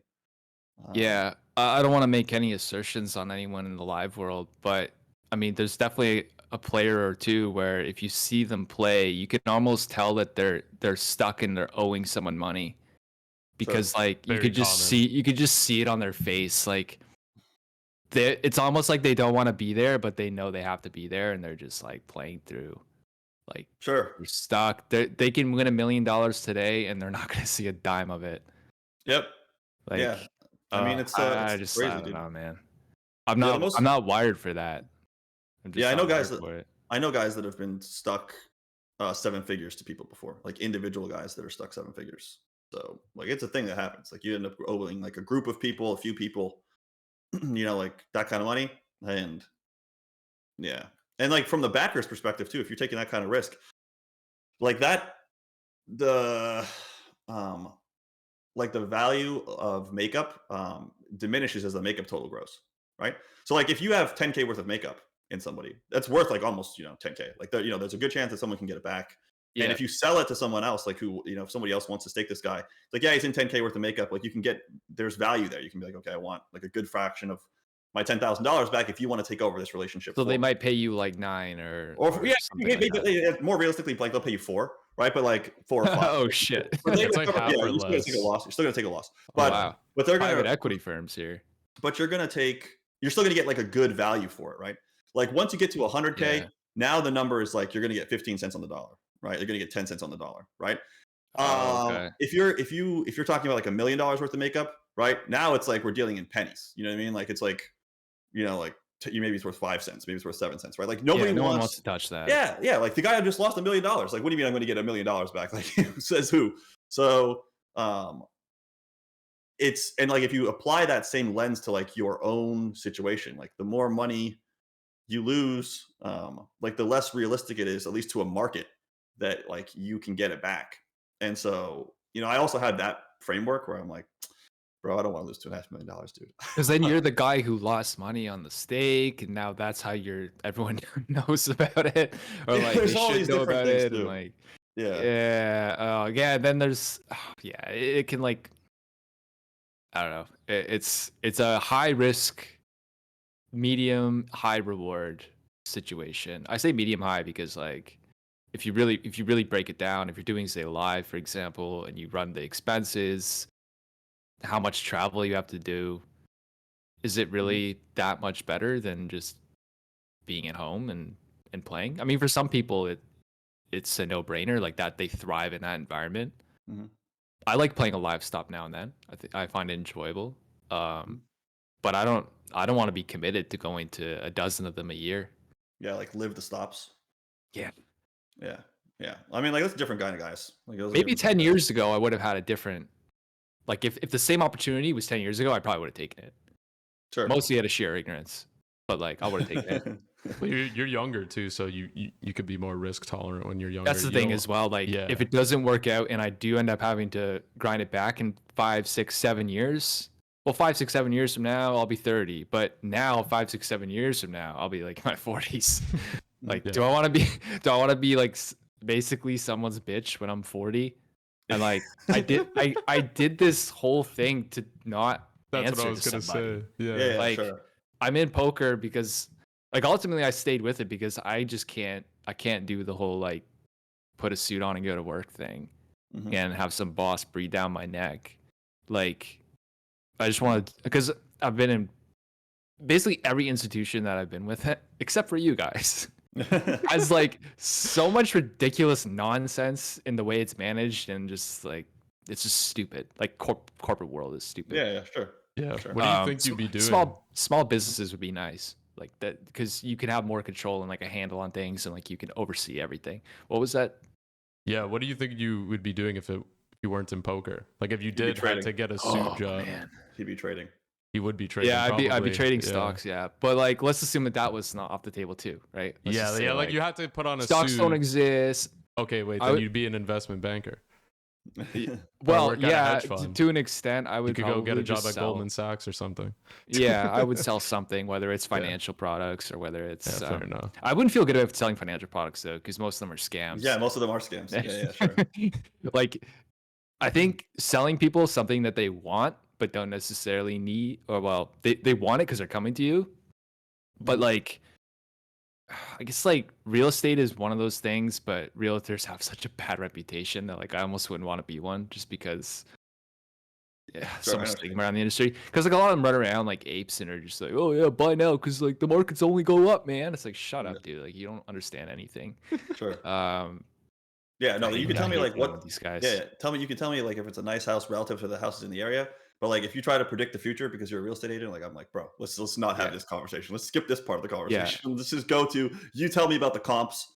Like, tell me how it stacks up against houses in the neighborhood. Tell me any details you know about the area itself. Inform me. Yeah, Is exactly. what Yeah, you're saying. Yeah, that's exactly. Like my if there's a approach. prison 6 miles away, like I'd like to know about it. You know what I mean? But like I don't need you to tell me whether it's going to go up or down in 6 months because you have no fucking clue. So Yeah. if you did know, then you wouldn't be a real estate agent, right? You would just go margin to the max. If you actually knew, do it once and be rich. You wouldn't have this Well, job. some of them did do that Some in of them do that. Toronto, Some of and them do that. Yeah, yeah. Some probably of them do got that. rinsed by now. But yeah, um, I It think worked for a while. sales would be what I would get into, because in a way, sales is like you're your own boss too, right? Like Yeah. you're basically something that involves merit being rewarded Yeah, is what I would be exactly. into. That's So what it I could was be getting. anything.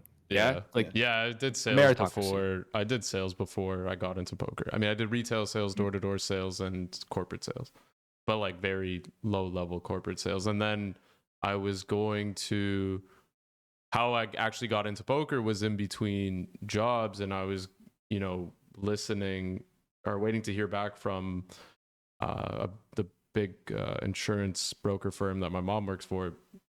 She's been there for a long time, and she got me an interview, and I was gonna go the sales route there, and just found poker, and it kind of made sense. You get what you put into it, basically. So, and poker as a meritocracy was like the way that Yeah. I explained it to anybody that asked me like why I was doing what I was doing. I was like, it's the cleanest form of like I'm responsible for everything. I put the work in, I study, I compete. You keep what you kill, sort of thing. Like there is zero politics, zero. There's variance, which is sort of like Yeah. politics, but there's zero politics. Like no one's going to tell me that I can't play at high stakes because like I'm not good enough, or because like some guy got here first, some guy's been here longer. There's no seniority. There's none of that shit matters. All that matters is like, can you win? Do you have the money? Right? And like the rules are very simple. The rules are very simple. And it was purely meritocratic. And that was, as a young person, that's what you want, right? Because like if you're obviously like the old guy wants seniority, right? Because like it's a tailwind for being, having been in the position for a long period of time. So if you're if you've been somewhere for 15 years, you're going to support any type of policy recommendation in the direction of seniority. You're going to support because you have a bunch of it, right? Right. Yeah. So that's And why these companies are all like just a big fluff of yeah, nonsense. because I mean, like, well, it's a natural like inclination to the more an institution's been around, like the more policies that favor seniority will tend to creep up, because it's a natural thing for the guys at the top who make the decisions. They have all the seniority, and they get support from the people directly below them to make decisions that advantage people who have seniority, right? And if you're like 20 years old and you want to like fix, you want to make a bunch of money really fucking fast, that system sucks. So poker has 0% of that, and that was the way that I explained it to like my family, and like I was like, yo, I can just go to the very top of this thing like as fast as I want, and nobody can tell me no. So That's the other part that really drew me into poker, because I heard, oh, some people are making, X number of dollars a year. And then I would look up like, okay, let's see, like how much does like an actuary make? And it's, oh, they make the same as as a poker player, but it takes 10 years or whatever to get to that level. sure. What the hell am I doing? Like I can do that after if poker doesn't work. Sure. Yeah. So I mean, it sort of works. I mean, like I'm getting you cross the point where you can't do something else. Like you can do something else, but you're going to be the victim of the fact that you're on the punishing end of not having seniority for like the rest of your life. Like if Or you pick the rest of start your life. really late, like Yeah, if we yeah. started our age to try and break into corporate America, it's gonna be rough. Yeah, you're going to be at the bottom in the middle, right? It's going to be hard to get to the top Yeah. of something, right? Unless it's sales. I think if you go into sales, that's your one that's your one like ticket to jumping up quick. I know a guy who he played poker for years professionally, Mhm. and then it was just like 5 years ago or something. He set up, he closed shop on poker. He went into corporate sales. Within a few years, he's like the VP of the sales, doing huge deals with a lot of big companies in the States. I feel like And there's a lot, like those opportunities still exist. I just feel like it's harder to like systematically identify where they are, right? It's harder to like go to a company and like know that this company is going to behave in a meritocratic manner as opposed to behave in a um, more like seniority, like more based on tenure sort of manner. Like it's hard to Right. a priori predict that what the incentive structure is going to look like, especially if you're trying to predict what the incentive structure is going to look like, 5 years from now. That's like pretty much like that's I would say that like if you go to an organization, that's going to be like borderline impossible for like a lot of different occupations, and you end up just like losing time that way. Whereas like again with poker, it was very obvious. Like Yeah. nobody people can like you. It doesn't matter. You'll just lose all your money. Like all that matters, you could be an asshole like me, and like all that matters is if you can win. Well, I'm saying like with sales is like the one specific avenue within businesses that is generally meritocratic. Merit. Yeah, It's a sure. merit Like based. It's a merit based system. it's If more you're in merit-based. HR, it's seniority, and that's it, Sure. right? So But, if like, you're if gonna you go have into like that area, good luck.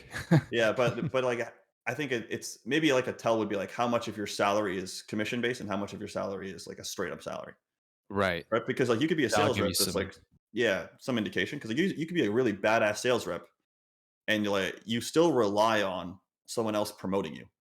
That's what I Like mean too. Like commission sales, not just yeah, you work Sometimes yeah, in they the the more cap sales you commissions. department, but as are well. Like cap what's you that? as well. They Sometimes. cap you? Yeah, Oh, Jesus and Christ. yeah, some of these companies, even the bigger ones. Criminals, man. Yeah, I know. You're so good that we're gonna actually cap you because we're paying you too much, even though you're generating all this business. We're gonna have to put an man. end to it. I would heard- fuck my boss's wife if he capped my earnings. But yeah, like like I don't know like a lot about that world because I've never been in it, but just from reading books and stuff, like my understanding would be, and like obviously conversations with other people, my understanding is that like it would be really difficult, I think, to know how meritocratic an organization is going to be 5 years from now, which would be like when it matters for you, like once you develop the skill set and like you're out competing everyone, and it's obvious you're out competing everyone. Right, because they're always changing. How much? Yeah. How much do you make? Right? Like how big of a carrot do you get because you're the best guy in the room? Right? Like 5 years from now, predicting what that's going to look like is like really fucking hard. But with poker, again, that was really easy. Like there's no like it's not even a question. Like if you're the best guy, you make a lot. You know what I mean? Like if you're the best guy and you have good game selection, like you're not being stupid, then you can make a lot. Well, in a way, like poker's a lot less risky in many respects than corporate world for all these reasons. Because like you are in control for the most part. Obviously, legislation things and games Sure. changing is a risk, but like for the most part, you can make it your own. And when you step into corporate America, as we'll call it proverbially, like you're basically just handing the keys to them, and they're in control of your fate entirely.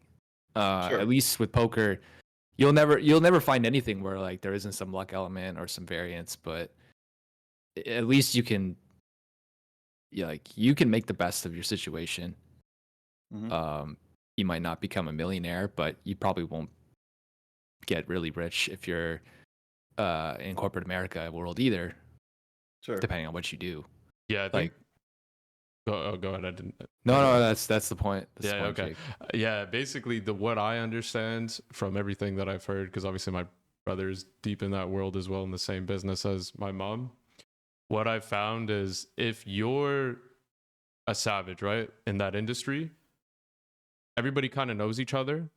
And I Yeah. think your path to getting to the top is two options. Is one, usually if you're putting in the work and it gets noticed, and if you don't get the promotion that you would at your job, you just go somewhere else, because that company has two options. One, they let a really good asset to the team go and they'll give you what you want, or you go to competitor. What you can also do is go to a smaller firm that's up and coming, and then that's when you just join, and part of your comp is ownership or stock. Oh, okay. Of Yeah. like, because most of these companies are private. So Especially some of the it ones sounds like there's some really good opportunities out there if you have the right like makeup for it, and yeah, you're it's willing just to very thin. willing to I'd hustle. say. Yeah. Okay. Yeah, it's pretty thin. I don't Yeah, feel it's- like I have it, so I'm like, Yeah. It's a big can't world, do man. I mean, you this. can. It's a big. Yeah, you Yeah. can make it work. Yeah, Yeah. you can make it work in other places. It's just like I said, with poker, it was just very easy, right? Like the meritocratic component of it was just like very overt, very like, clear. It was very yeah, clear. exactly. Yeah. That's So, what it is. It's clarity. Yeah. Because like I'm sure there's people out there that really kill it in the corporate world and just feel like they're like in that world. Like that's just like they feel like they're at home more or less. I don't Yep. feel like I'm a part of it. Or like when I was going to business school, I just always felt like I don't really know if I can work in a bank. Like maybe I should have gone to trade school and learned some technical skill and then run with that. But whatever. I mean, I'm in this now, so Yeah, here we are. We're in too deep. yeah, we're in too deep. I'm a lifer now. Yeah. Indeed. In the gambling world. The I think we've gone pretty long here, but I think the one thing that I actually wanted to start asking everybody, and I can actually include you in this, Jordan, too, because I'm always curious to what people are, what goals they set for themselves. So I'm curious for you, Ryan, is there anything this year, let's say even, or in the near future that you kind of have on your list that you want to accomplish? Yeah, I'm not much of a goal setter. Like I just keep trying to run further ahead mostly. Mm-hmm. So yeah, just keep getting better at the game. Keep exploring spots. Anything outside of it doesn't have to be poker related too. It could be something outside of poker. I mean, not really a goal, but just going to China for a few weeks this year to visit my fiance's family. So that's gonna be, I guess the goal is take some time off and get away from the screens and yeah, It sounds like one of Jordan's put goals. poker down for a bit. So yeah, Nice. we're gonna do that. Should be a good time. Can I get you golfing this year? Oh, I don't know. Probably, you know what? I wish, but probably not because my swing's not in good shape. And Well, you and everybody else at the golf doing- course. wrecked. I'm doing like, so it's funny you say like, what are your goals? I say I don't have goals, but I guess this is a goal where I'm just trying to put like double down on the grind right now.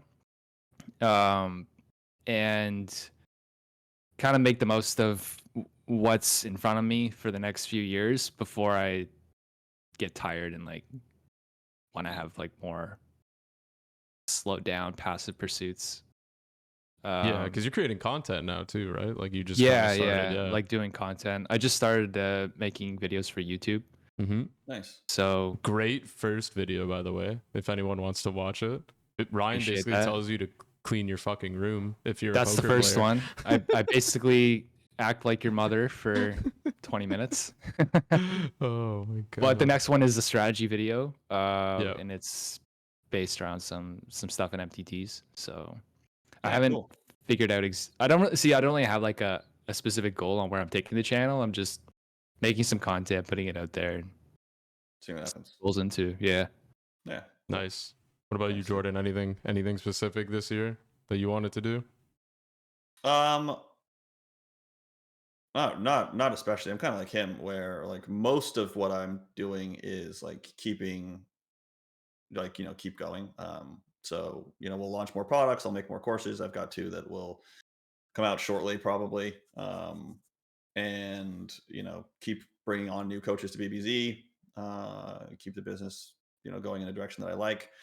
Keep trying to make me less of a like critical variable in the business. Not because I don't like what I'm doing, but just because there's a lot less pressure on me to do stuff, and it makes it more stable for the people that work inside of it, like you, Jake, or like Zach, if I'm a smaller piece. So I'll keep working kind of in that general direction. I'm a pretty small piece now relative to like where I started. I mean, I was doing 100% of the coaching seminars when I started a decade ago or more, with this style of coaching where it was like seminar based. So I was doing all of the seminars, and now I do 1 out of 5, unless someone doesn't, like 1 out of 8, I guess. But like Monday to Saturday are the ones that really count. So like 1 out of 6, like the morning seminars. Um, Unless someone doesn't show up, then I'll do 2 typically. So now I'm doing between 1 and 2 instead of doing 5. So I'm a much smaller piece, but continue to shrink my overall involvement. I'll keep training, like jujitsu, Muay Thai. My body hurts right now, so I'll take some time off right now. But a problem with my shoulder, my left shoulder. But you know, just keep kind of doing like the stuff. I have things that I like to do, and I just keep doing them. You know what I mean? Like it's not there's no like transformational event. Like I have enough money to stop doing the poker thing. If I just cared about money, like I could go do something else. If I really hated what I was doing, I have enough money to go do something else. If I really wanted to learn how to do something, I would go learn how to do it. I really wanted to learn how to fight, right? So I learned how to fight. I've been training for like 3.5 years, and I trained a lot. Like there have been periods where I was training like 14 hours a week. That's a lot of training. That's a lot of training. Yeah, like I mean, I get it. It's the same kind of approach I took to poker, right? Like I just go like super fucking hard, and I've paid like a pretty big price in terms of my body. Like I've really hurt my neck where I was like worried I broke it. Like I really hurt my neck. I broke my nose really badly. It used to be straight, now it's like really crooked. I badly broke my nose. It was like twisted all the way off to the side of my face, and like I remember that. then pulled it back in. Yeah. Oh my god. So, but You're not gonna compete, right? Like I've competed before. No, I know, but like because of how much damage you've done to your body already, you don't think you want to compete anymore? I mean, I could compete again, but I don't. I'm not like I don't want to compete in the sense that like I didn't do like didn't learn how to fight to prove anything to anybody else. It was mostly about me feeling more comfortable like when I just go for a walk. And it's kind of done that. Like I feel pretty good. Like if some dude grabs me, I feel pretty good. Yeah. And so I like I don't feel like I need to compete from that perspective. I might do it just for fun, just like fuck it, let's go. Yeah, kind of that, like just the competition, because I just feel like if you put all this I wouldn't work compete on into a doing circuit. it, Like I wouldn't compete and where like I'm trying to compete. I wouldn't do it where like I'm trying to compete like 25 times in a year. Like oh, once that's every. so much. I swear, 25. Is No, that it's normal? not that. It's not that. It's not that much. It's not that much. Like if I was doing like That one every sounds 2 weeks. insane. Does that No, sound it's like a like lot, it right, depends. Ryan? It Like, depends. I'm Yeah. like, holy It depends. shit. Okay, so it depends. So Yeah, if that's insane. if you're doing like Muay Thai fights, that would be a lot. Yeah, If you're doing jujitsu, it's not that much. understandable. Because, like if you're like taking punches to the head, that's a shitload. Yeah. Jujitsu is no punches to the head, right? So like if you're doing that, then you could do that. Like if I was to compete a lot, I have friends that compete a lot that do that sort of a pace, where like one a month or one every 2 to 3 weeks. Is jujitsu by weight class? Yep. I think Okay, any 'cause fighting is when by I weight trained, class, right? I trained jujitsu, and there was like we were just all training together. So it was very often I was rolling with guys twice my size. I'm not very big. Yeah. So like their body just like on my neck, like crushing. It just felt so like I had to stop because, well, one, it was taking up too much energy from poker. Like I couldn't focus at poker. It was like, man, this because I was doing that, the gym, like on top of like trying to do poker full time. I would come home and I would just be done, like completely gassed. But my neck was starting to get really messed up. Sure. Like just from the body weight, I guess. Yeah, like there will be so if sometimes like there are transitions that you can make with, and like the other guy obviously knows that like what the transition is, and if he's like much bigger than you, there's like that could be like a polite way where he like kind of worries about your neck as you transition, but he kind of like mitigates what you're trying to do. But there are also like less polite ways of mitigating what you're trying to do, and I had one of those where we were going over my shoulder, and we were a little bit over my neck, and this guy that's much bigger than me like didn't want to go that way, so he just like crashed all his weight straight down, and my neck just went like and it made this like really awful like sound, and I was like, oh my fucking god, I hope I can pick my feet up. Like it was one of those, and I like picked my left foot up, and I was like, thank fucking god I can move my feet. Yeah, you just thought immediately you might be paralyzed. Yeah. Like, it was just so bad. Like it just went the wrong direction. I just felt everything. I was like, oh my fucking god, please just be able to move my feet. And then like I couldn't look to the right. I couldn't look to the right for like 3 months. Like it was like 2.5 months. Oh wow. Look to the right. Yeah. So so like now, and like my shoulder hurts now, and it's the same side, but all I did was like put my hand on the mat, and like I just fucked up my shoulder. So like now, like that part of my body is a bit more fragile than it used to be. So like, and that wasn't, we weren't competing. We were just like rolling in the gym. Yeah. But you know, like it's just, the guy was just much bigger than me. And that just happens. Like you'll just roll with guys that are just like fucking huge. And like if you screw up or like you trust them in a way that maybe you shouldn't have trusted them, like it's obviously my fault at the end. Like that's the way I think about it, is that it's my fault. Like I could have just like not done the transition and um and then and it wouldn't have happened. I could have just like ate the being in the shitty spot that I was in. But it's but anyways, back to the goals thing. Like I don't have like structured goals of like things that I really want to do. It's more just like keep trying to do what I'm doing, not get hurt. Obviously build the business, keep building the business out, build more products. Manage my portfolio outside of poker, which is by a landslide. Like at the end of this year, if I make a bunch of money, it's not from poker. And at the end of this year, if I lose a bunch of money, it's not going to be from poker. It's going to be what happens with the portfolio that's outside of poker. So like overseeing that, managing that, and then like family stuff, daughter, do more stuff with her, like is always, if you want to say like the actual goal, it would be like to spend a lot of time with my daughter. But like even that is like I spend a lot of time with my daughter. You know what I mean? Like I have a lot of time relative, like when she's available. You know what I mean? Like I can structure my life however I want.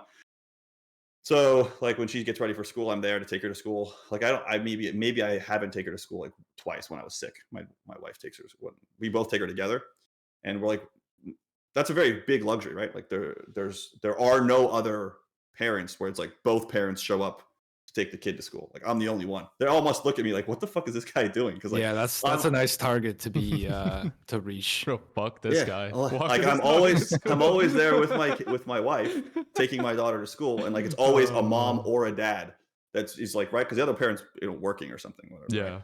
Yeah. So it's always one parent that drops the kid off, and it's with me. It's both of us, and then it's always one parent that picks up, right, and with me it's both of us. And then I work in the middle. You know what I mean? Like I work in the middle of my daughter's schedule. I work before she wakes up. I work after she goes to sleep. So I have like tons of time with my kid. Nice. Yeah. Jake, what about you? Yeah. Kind of the same. Obviously, I started the streaming thing. Want to create the course that will come out in 2028. And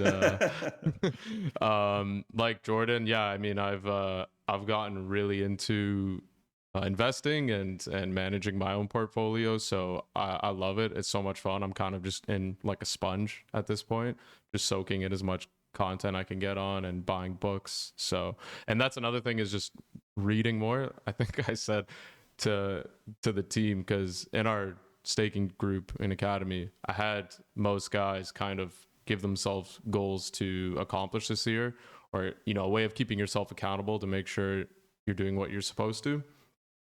And for me, just to actually give them one from myself, since I'm asking everyone to do it, is, guys, I haven't read a book in 10 fucking years probably, so here's 2 books that I bought, and I'm gonna finish them. I'll probably finish them in like a month, but yeah.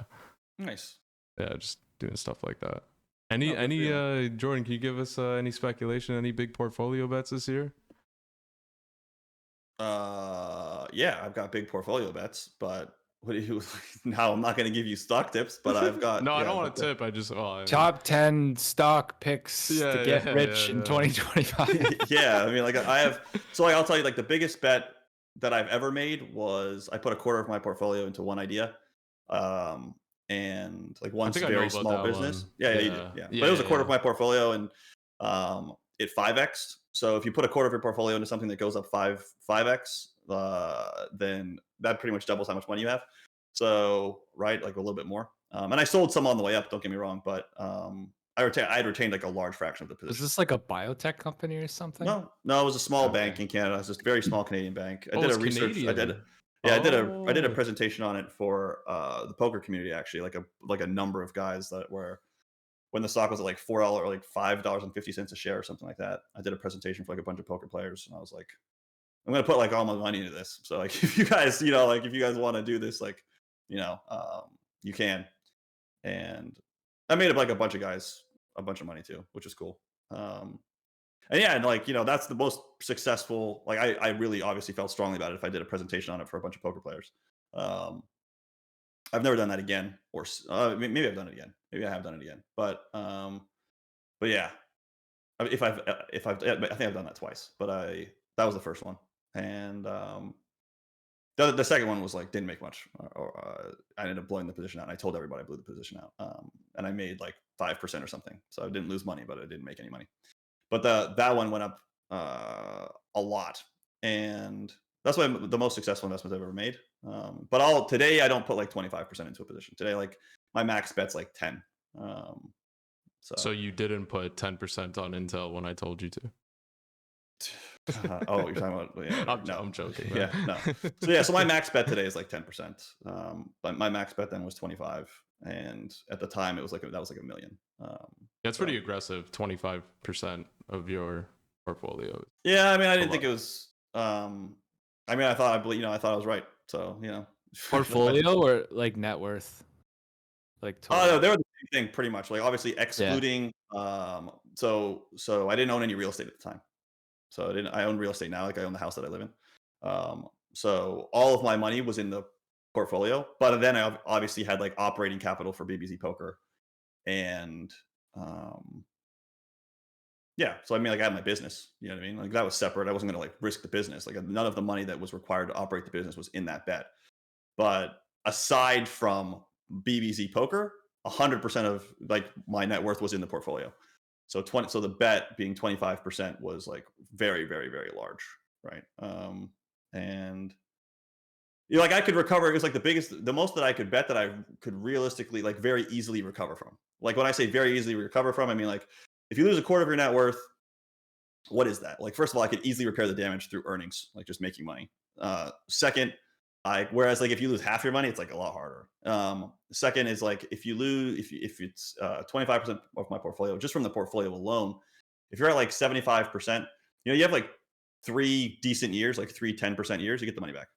You're back to where you started. So What's what would you have catastrophic. stood to lose though if it didn't work? Like, would you have gotten out if it went minus 30% or something, or because you're not gonna hold it to zero? Well, right? it was a financial institution, right? So the thing is, like, the thing about banks is like if they blow up, then it goes zero, right? Like that, Okay, like the risk of zero is pretty strong. Oh well, the risk of zero was, in my opinion, the risk of zero was zero. So that's why I was willing to make that bet size. Yeah, but that was it. But like that was based on my analysis of like the way of their loan book, like how they were lending money. I didn't think that they could go to zero, right? Right. Assuming that they're not like an Enron or fraud or whatever, which they would probably end up going to the moon first anyway, because that's what tends to happen with the frauds. It's like they'll actually blow up, and then if you get your money out, you'll be fine. Sure. Yeah. I mean, like, yeah. So if there was fraud at the company, I would have zero detection of that. So I was exposed to whatever the fraud risk is of Canadian public extremely companies, small, like which is pretty close to zero. 0.001% or something. Yeah. It's a negligible risk. If it happens, I'll be a zero. But like, but it's not something that would have happened. But yeah, it was a Canadian bank that didn't have a mortgage lending book. That was so like, they didn't even own Canadian real estate. But it was during the time in Canada when all financial institutions were like that weren't like an A-list bank, like weren't like TD, weren't like BMO, RBC, etc. The world was like very concerned about Canadian real estate because there was like Home Equity Group, I think it was, uh, ended up having to like take emergency financing from Berkshire Hathaway. So this was like a different business that didn't even invest that didn't even really have much of a real estate book, but nonetheless was trading at like a very, very, very, very, very small fraction of what I thought the business was worth.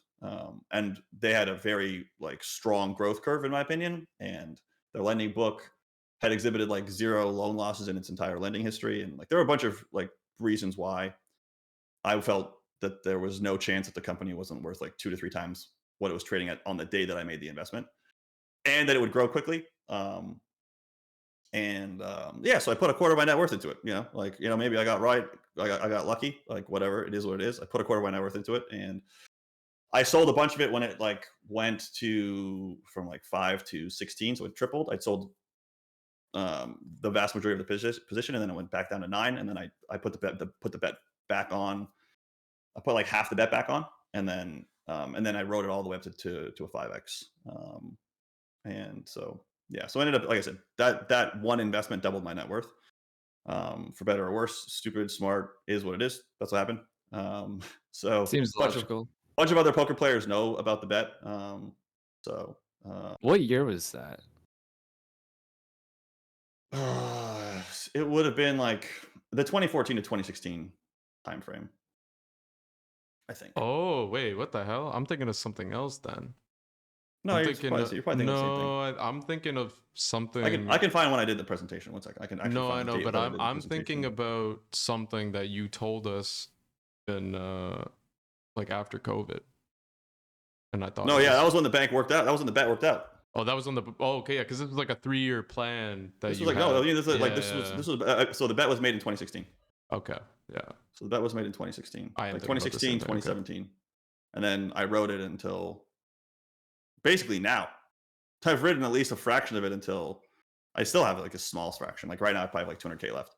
But I've written a small fraction of it. Yeah, until present day. So Cool. cool. Awesome. Yeah, awesome. Great episode. Thank you, Ryan, for jumping on. No problem. Good to have Yeah, you. thanks, Appreciate brother. you guys Appreciate you, having man. me. Yeah, Yeah. it was a good chat. Yeah, anytime, dude. Yeah, you're awesome. So, and thank you for all the work you do with BBZ, man. I appreciate you. So, thanks. You are I welcome. second that. I enjoy being here. So it's been good.